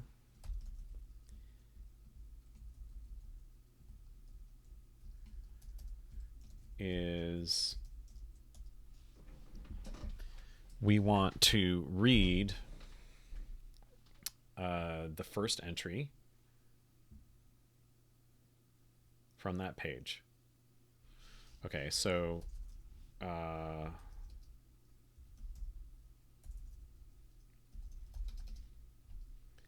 page.entries dot first. So that returns an iterator. Can I not do first? Nth? I just do next. That's what I should do. So the first entry will be the pointer to the first lexical page. So that gives me an entry. And then we'll do self.currentPage entry dot, and we're gonna actually say unreachable, because we know it's an internal one. Sorry, I'm being a little bit cryptic here. What we want is we know this is an internal, right? And we don't actually care about any of this. We just need the page number.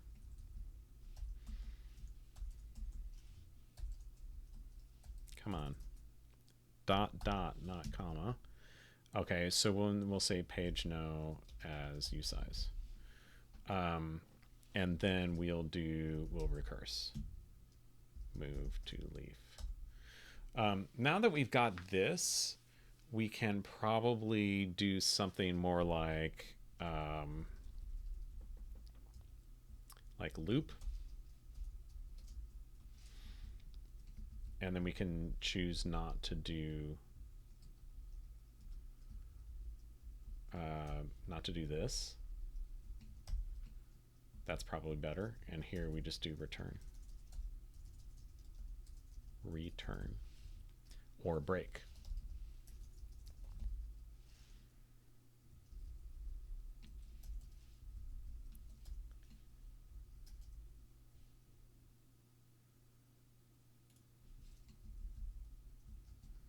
Okay, not that it matters. The order, might be rearranged by the compiler, but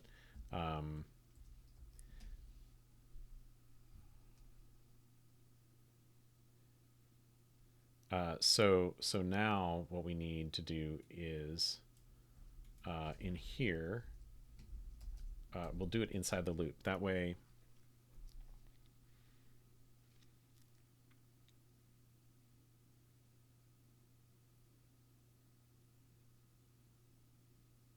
okay, well, we need to borrow. That's basically what it's saying. Okay. That was a kind of a cryptic message, but it's basically saying we need to borrow the page. We don't want to move it out. Okay, so let's review this. So if it's a leaf, we just break. We know that we're at a leaf page, and we don't need to do any more. If it's still a btree page, right? We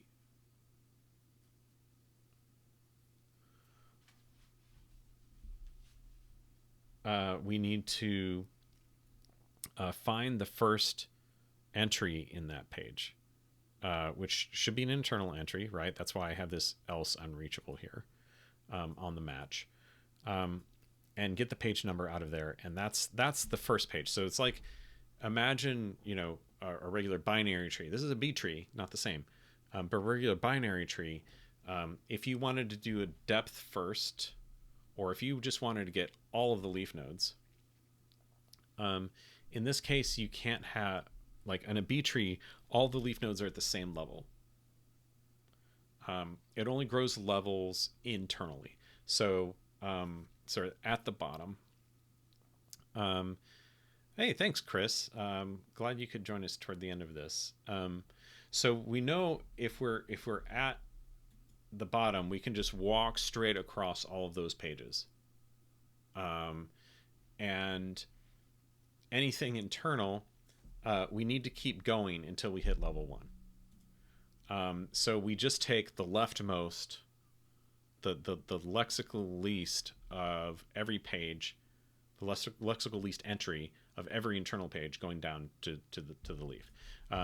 So this will guarantee we start at the beginning of the database. I hope that's clear enough. So basically, if we're on the metadata page, we know that it has a root, and that tells us what the first page of the tree is. So the root page of the tree. The root page of the tree might be at level 1. We might have all of our keys and values in the same page. In which case, the next time around, we'll hit this and we'll go, hey, we're at a leaf. So if there's only 2 pages in the entire database, a metadata page and a btree page, we know that all the data is in that. Otherwise, there's going to be at least one level of internal nodes. And so we know that if it's not a level 1, this has to be an internal node. And we should be getting internal entries out of this. We take the first one because we know it's lexically first. B trees are always sorted, and that'll get us at the least key, or the least page. Okay, I'm happy with this. Okay, so now in our iterator for this, we want to return pairs of key and value entries. We know we're going to be on a leaf page. The other thing that we need to take care of here is tracking the entries in this. Now, what we could do is say,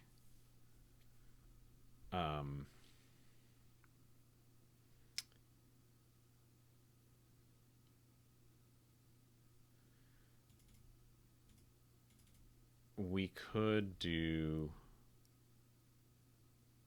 like have an iterator in here rather than a current entry. Let's try it with current entry first.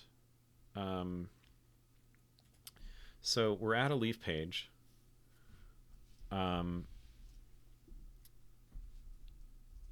Let's see. So we need to do this bit again. Self.pages, self.current page. And we're going to borrow from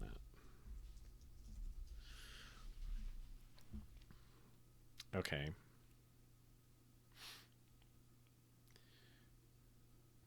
So we could do dot entries on it.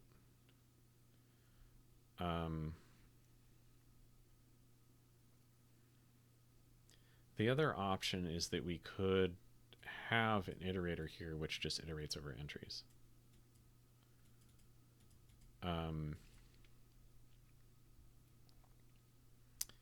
And then we just repeatedly take 2 from it.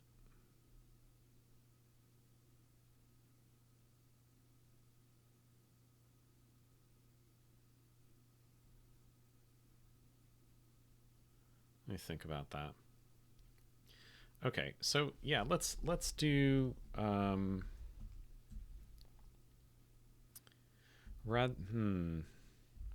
So basically what I'm thinking about is when we exhaust all of the entries in the current page, we need to go to the next one. But we didn't implement it as like give me entry n from this page, right? We implemented it as there's an iterator over the entries. That way we could, do this accurate slicing rather than trying to construct the entries from, something that goes from the start of it to the end of the page.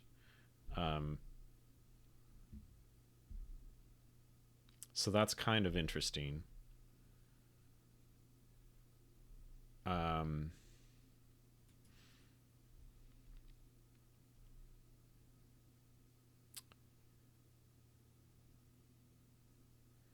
yeah, the more I'm looking at this, the more I'm thinking what we need is an iterator for the current page. So let's say entries, and we're going to make this an option of impl iterator item is, and I think we need to expose this entry iterator. I don't really like it. Create.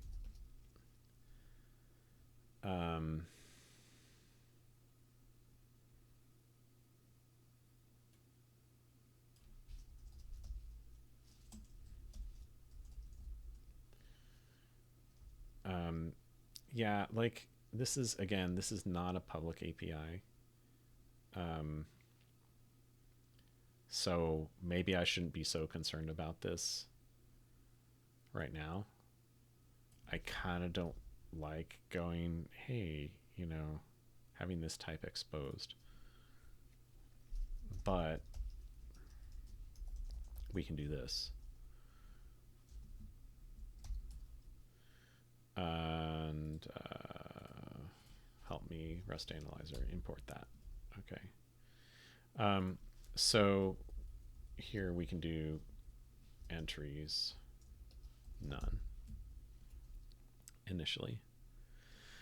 Okay, so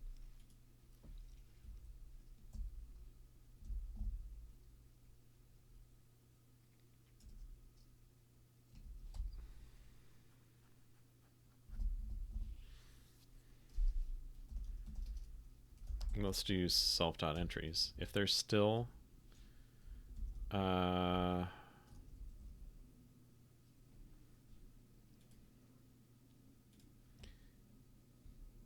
we just like take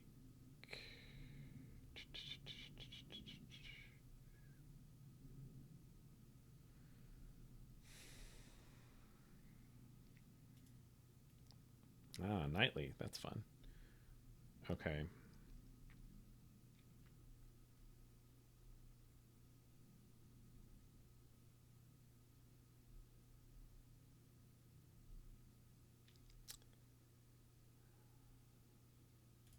And we don't have array chunks. We don't have windows because it's not a slice.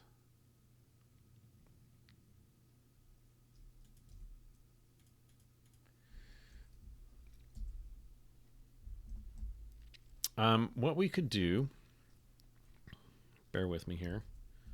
Let's do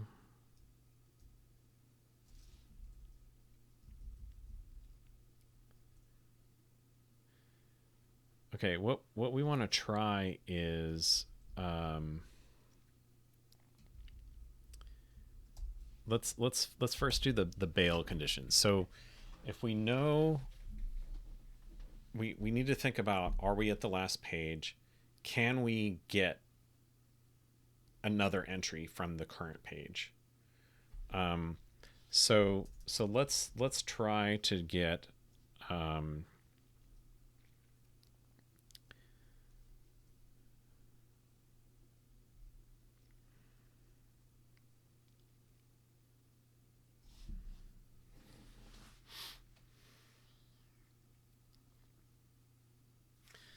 okay, ultimately we want to get you know, two entries, a key and value. What are the possible? So we can try to read the key, read k from the underlying iterator. If that returns none, so if it returns some, let's think about the happy path. Then we need to try to read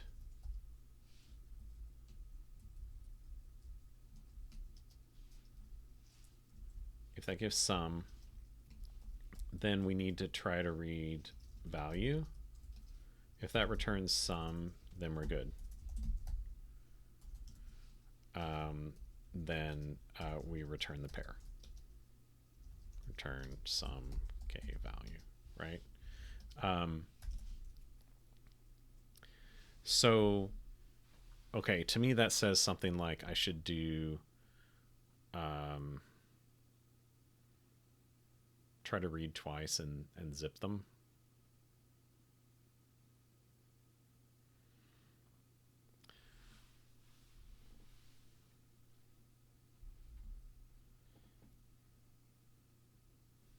The problem is if, okay, so let's look at scenario 2. If we try to read k and we get none, then we have to check, are we at the last page? If we are, just return none.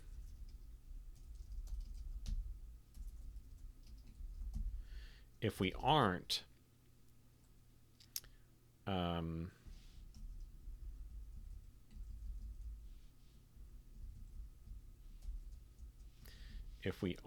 then we need to increment the page and try to read again.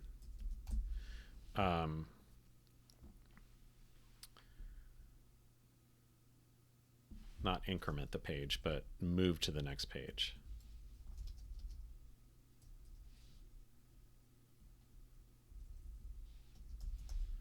So maybe what we should do is let's make a simple method. Say move to next page. I'm really just trying to like make the logic down here in the iterator a lot easier.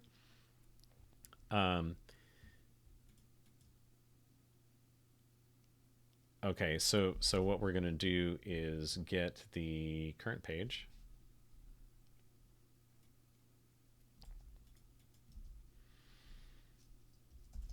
And we should only call this when we're on a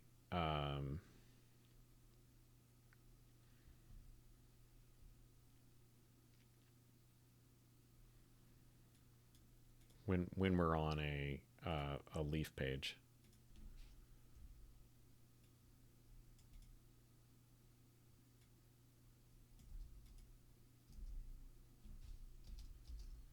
Page.header.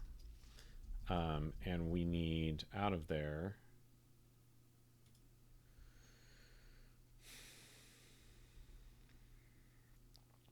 we need the next page no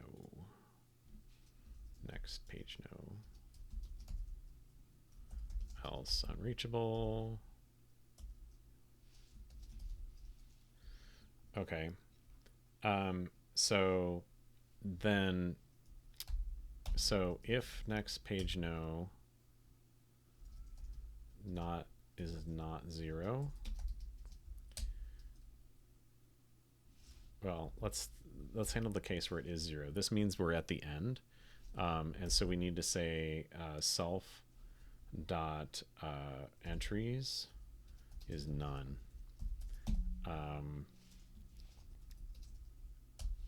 Right, and then we're not going to change.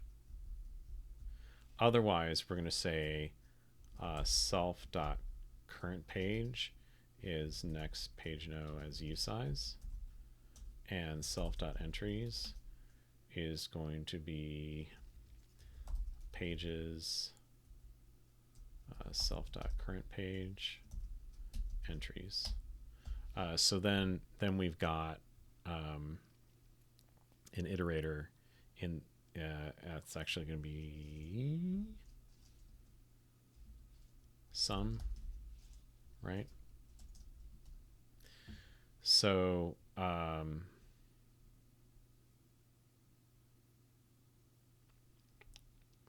this also means when we get to here, we need to initialize the entries. So maybe what we do is we pull this out and we say self dot get entries as a method. Self.get entries break.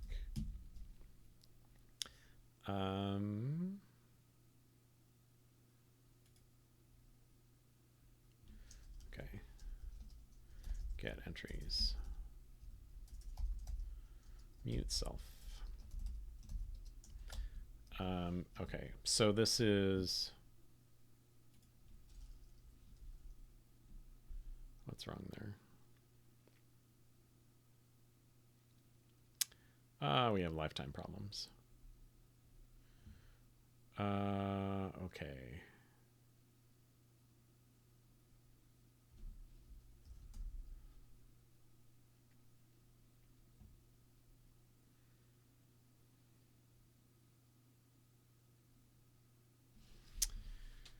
Interesting.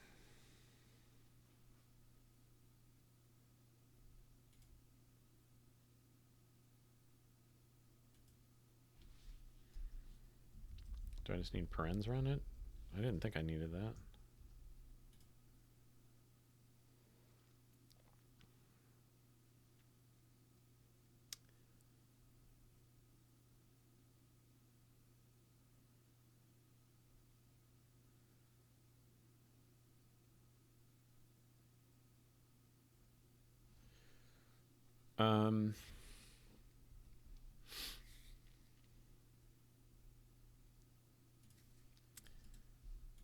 Let's rename this field to page, because I want to make a function current page, which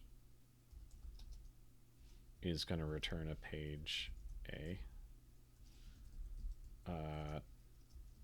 That. And this is, right, I need to get these lifetimes to line up here. So I'm going to say self.pages, self.page. And then we can say self.currentPage.entries.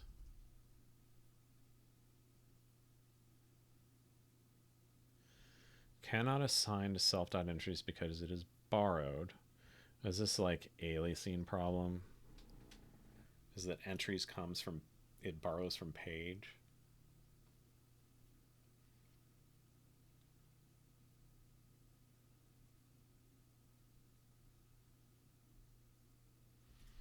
What if I remove these lifetimes?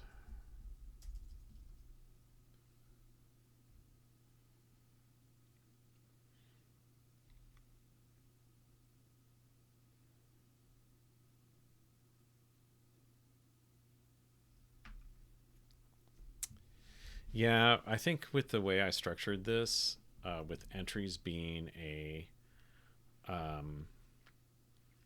being an iterator,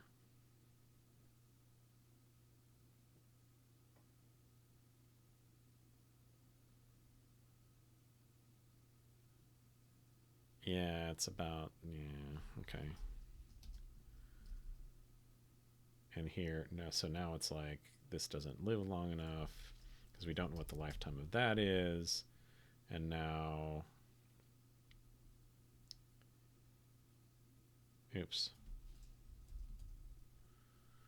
And now, what's the problem?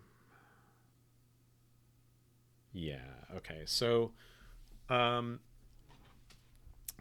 this was probably the wrong direction, and what I need to do is say current entry is a usize, and then let's, or entry usize. We're gonna have to do some of this the hard way, right? I don't see any way around that, but we can do some checking here. So move to next page. Let's say self entry is 0, right? We, oh no, we want,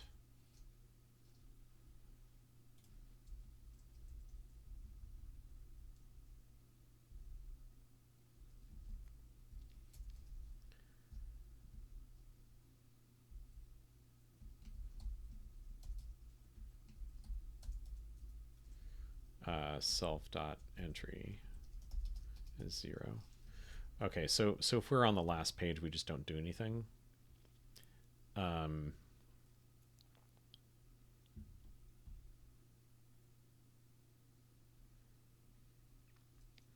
Okay, we can delete that.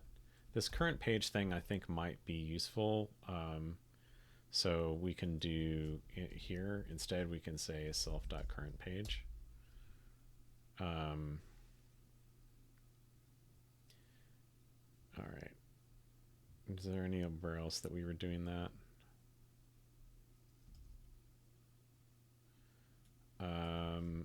Okay. And we just need to make sure that we set entry as 0 if we're on the leaf page. That's a little bit paranoid here, like, because it starts as 0, but consistency. Okay. So here's where it gets a little bit funky. Let's do let page is self.current page. Okay. And we need to do something like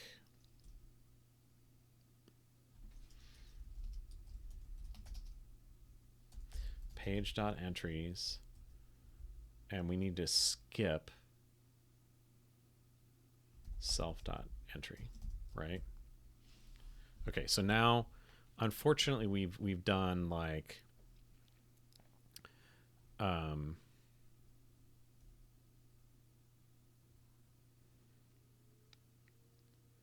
we have to create this iterator again. So like every time we're trying to get the next one, we are essentially starting over from the beginning and skipping through the offsets, which kind of sucks.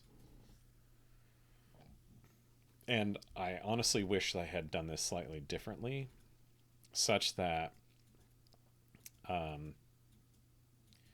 we had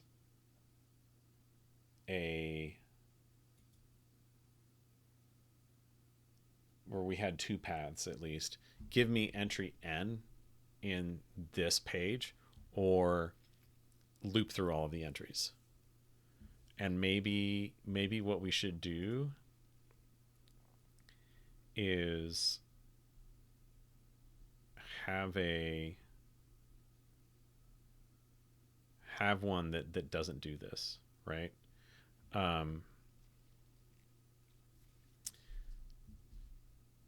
Let's go ahead. I think I'm breaking my brain too much with this goop, right? So let's do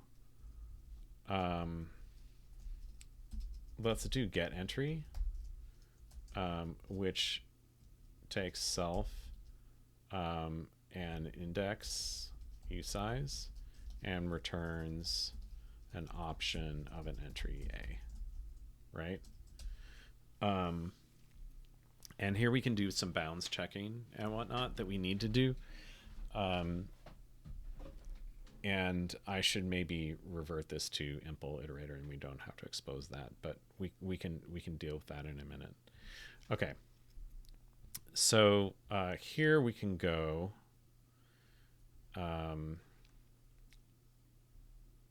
You know, we did this stuff.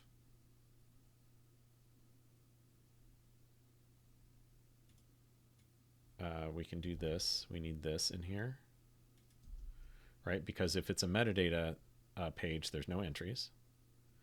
And we need to know the number of entries. If let's say if index is greater than or equal to entries as usize, we return none.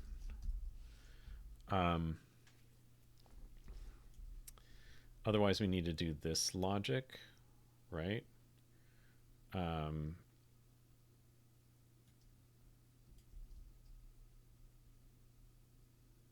we're kind of duplicating some stuff here about access. And this is going to be self.data. right? Because we're on page. Yep. And this is going to be index.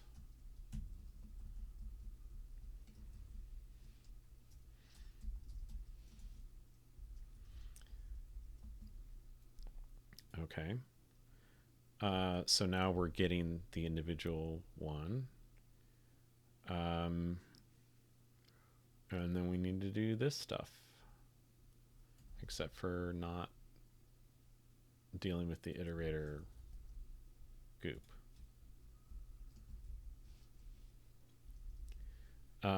What's interesting about this is actually we could potentially make the iterator call get entry and just increment.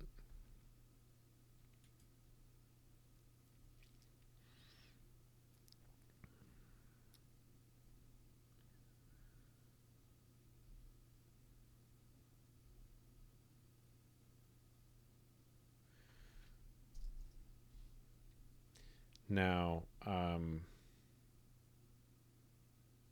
so what we need is this self.end, unfortunately. So we need the let previous offset. And then if index equals 0, we want 4096, right? End of the page. Else,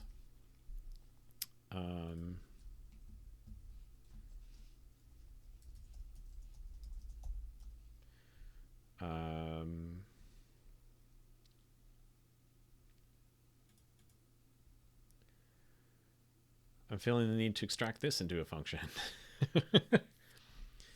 And let's make it private.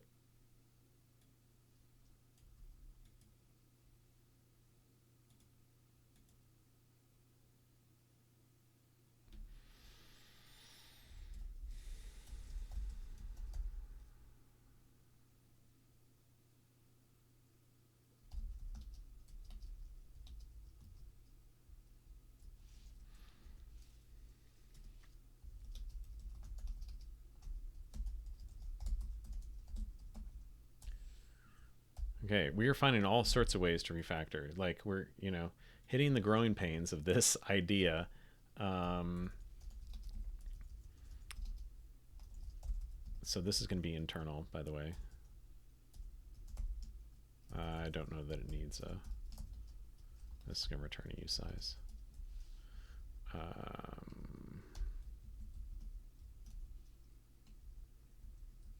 And remove the semicolon. Okay, so this is going to be a private function. And get offset, and it takes a usize, index, usize.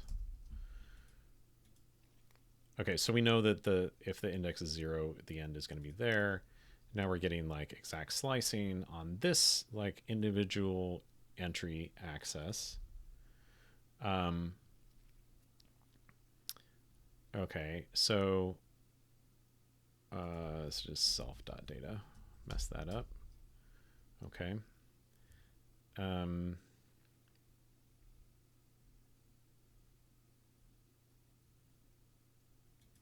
Self.header, not self.page, because we copy pasted that. Okay, so if it's not a btree, we return none. If the index requested is greater than the entries, greater than or equal to, so entries is, index is an offset into the collection, entries is the total number. So if it's greater than or equal to that, we know we return none, because there's nothing in that. Otherwise, we figure out what the previous offset is. So if we're looking at the first one, we know it's the end of the page. 4096 is the upper bound. Otherwise, we get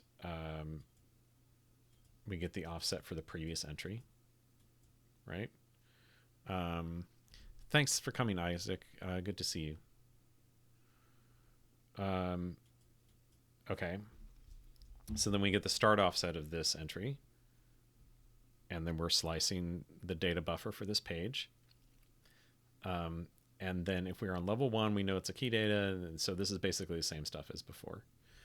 So what I want to do now is actually just we're going to simplify entry iterator. Haha. And we'll do this. We don't care about level anymore. And then we're going to do, so we need the current. Okay. And then the rest of this is let entry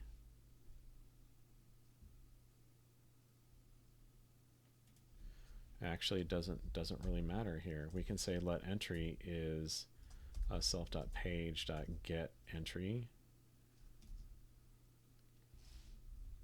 Interesting.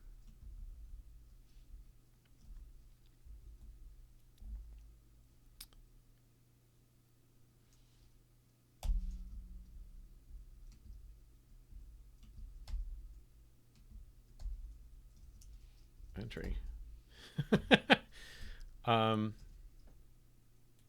Current, self.current.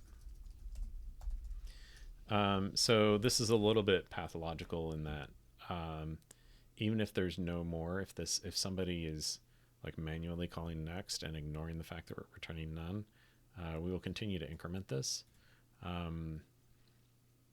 But I feel like this is a lot better, and we're relying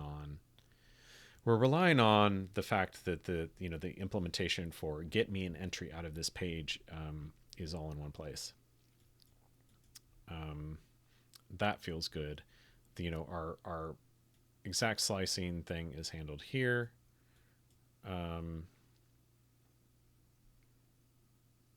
That's a lot better. Okay. Now let's go back up the stack for a minute. So we were here, and we're in the current page, and this walk algorithm has a current entry. So now what we can do is go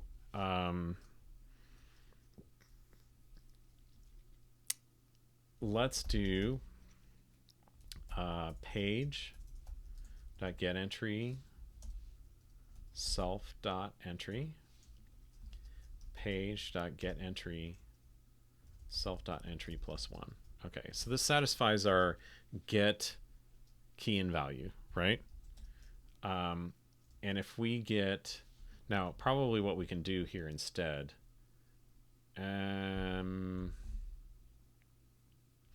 what I would like to do is if we get key sum and then value none, I'd like to panic and go, yo, this was a key value page and you lied to me. Okay, but so what we're going to do is we're going to say sum key sum value. Then what we want to do is self.entry plus equals 2, right? Because we took these two. The next one we want to take is entry 2. And then we return sum of key and value. So we kind of did the zip thing, but we want to be able to handle this other case. So if we have some key and none here, I want to panic.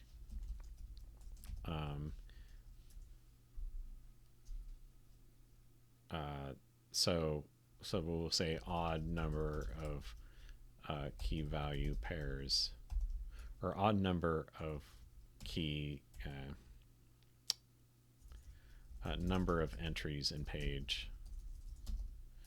We could technically check that by looking at the page's number of entries, and if it says it's odd, we won't run into that, but that's at a different level. Okay, so if we get none and none, here's where we need to look at whether we're at the last page. So okay. So if we reach the end of the entries in this page, we can say,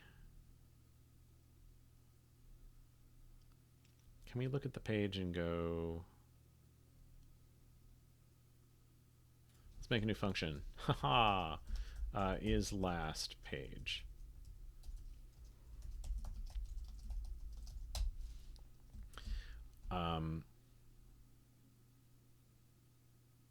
Then we're going to do self.isLeaf, right?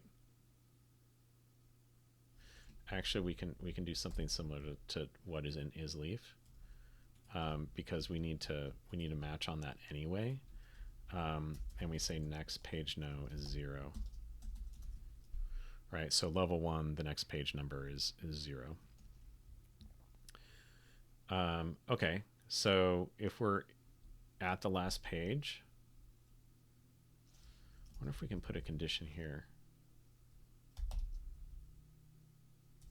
Page.is last page. Okay. What we will do is return none. Otherwise, what we need to do is go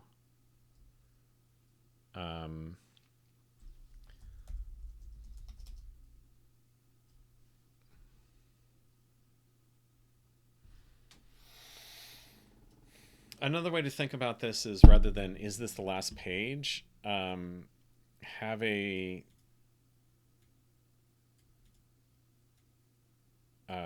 have something that returns next page.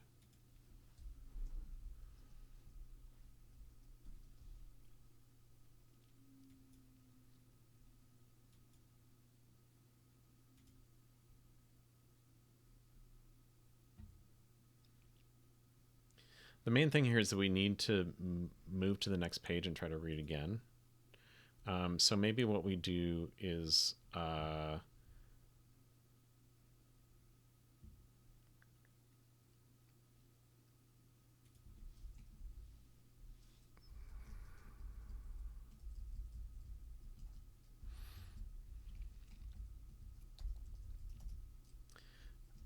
we're going to say if it's the last page.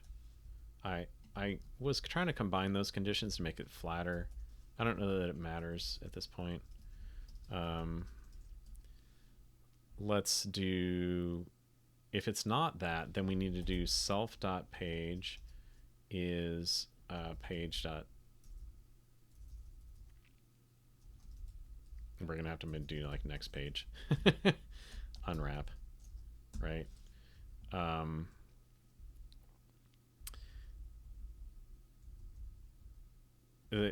Actually, the other way we could think about it is we could do self.nextpage.map if this returns an option.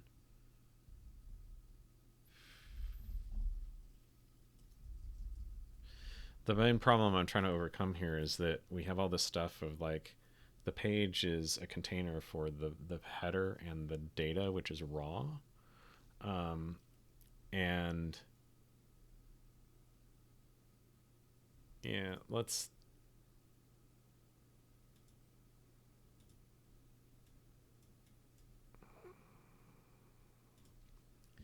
okay. Let's move this.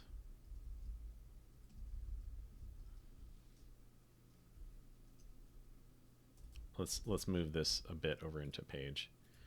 Rather than is last page, let's do next page. And this can return an option of, and let's keep it in.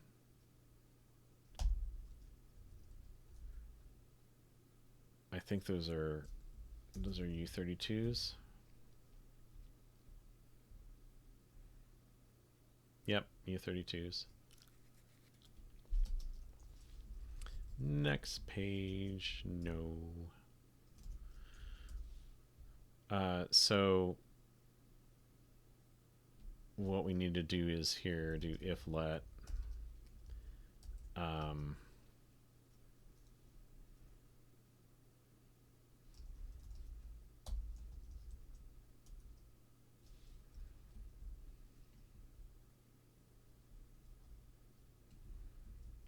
And we want to do, honestly, it's like we just need to get this out. We don't care if it's internal, because it is valid to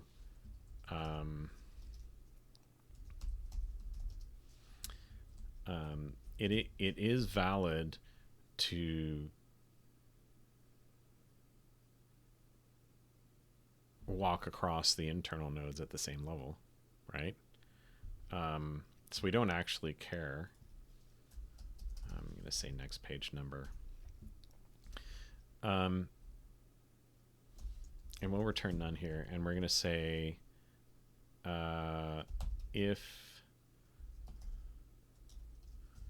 0, return some next page number. Otherwise, we're going to return none. Except I've been doing too much TypeScript. So I had 3 calls there rather than 2. Okay. Yeah, and then if it's not 0, we just fall through and return none. Or if it is 0. Okay. So now we can say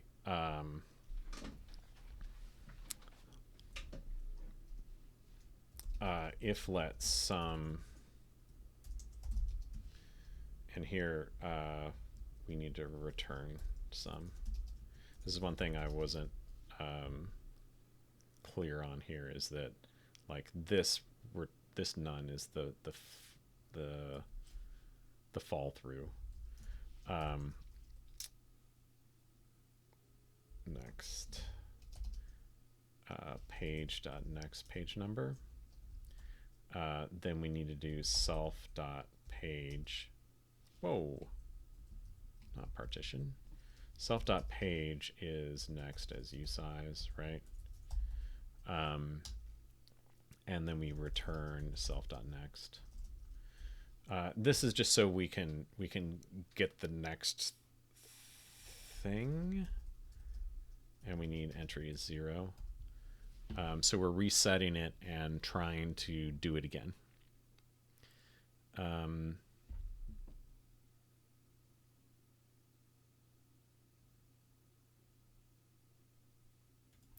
Okay, so that's not going to happen, the thing it's complaining about.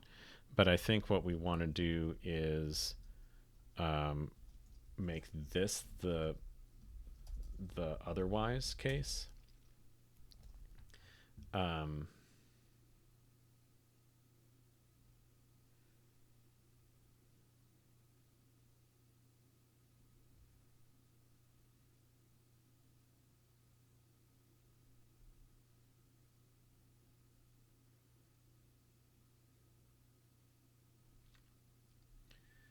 All right, we have some overlapping borrows here. This is a problem. So self is mutable in this case.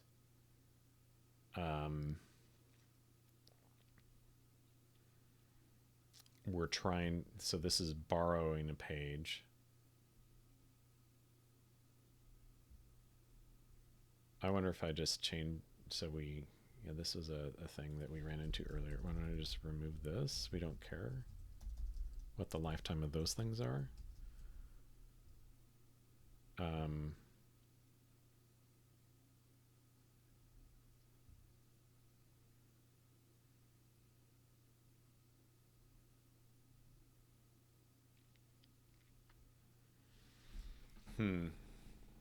All right, we might not solve this today. I've been going for 3 hours.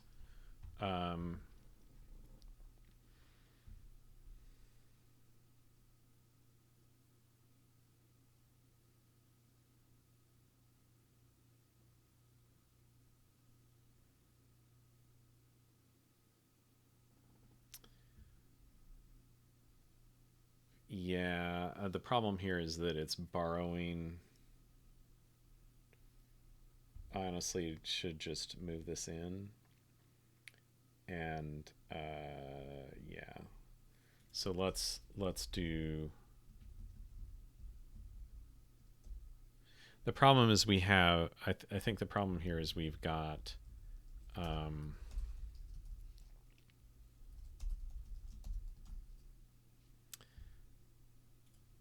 we're immutably borrowing this so that we can get some stuff out here, but we're mutably borrowing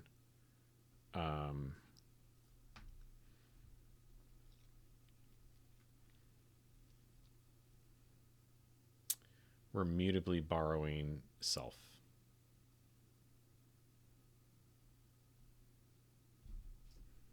I don't know if this is, no, that doesn't help.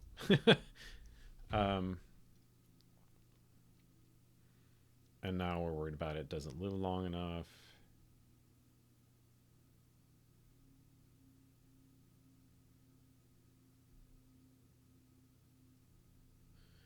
Yeah. Yeah, vending mutable borrows is the lending iterator crate problem. Yeah.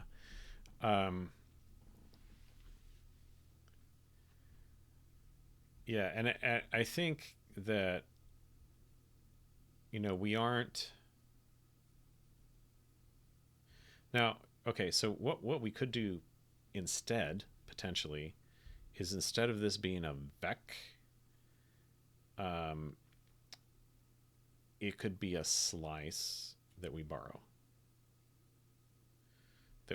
from.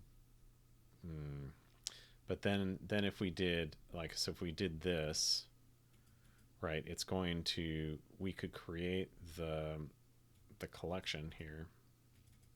And again, this comes down to the problem of the list of pages is really just an abstraction over this raw buffer, right, of bytes in the database. And in order to do this as an iterator, we either have to have a collection of those, because the page, again, is just a wrapper around borrows over this buffer. I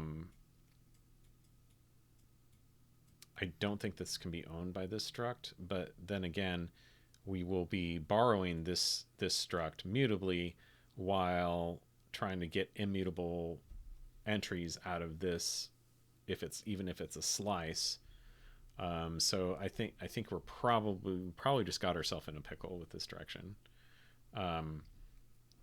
And maybe what we need to do is do this a bit more manually.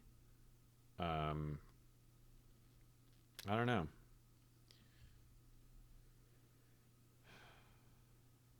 Another way we could do it is make a function that takes a closure and implements the walk recursively, and that might be a way around this, such that nothing in there will be mutable. We'll just be passing forward referential transparency, going on there,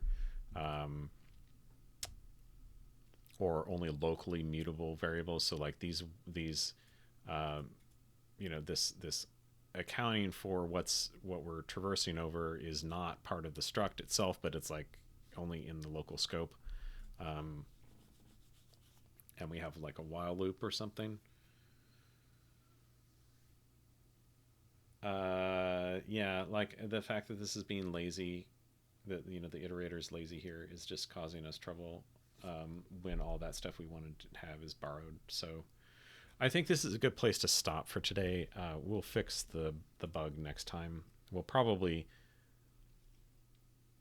unravel most of this code and try again, because I got too far down the road of, get me pairs of entries out of these pages, and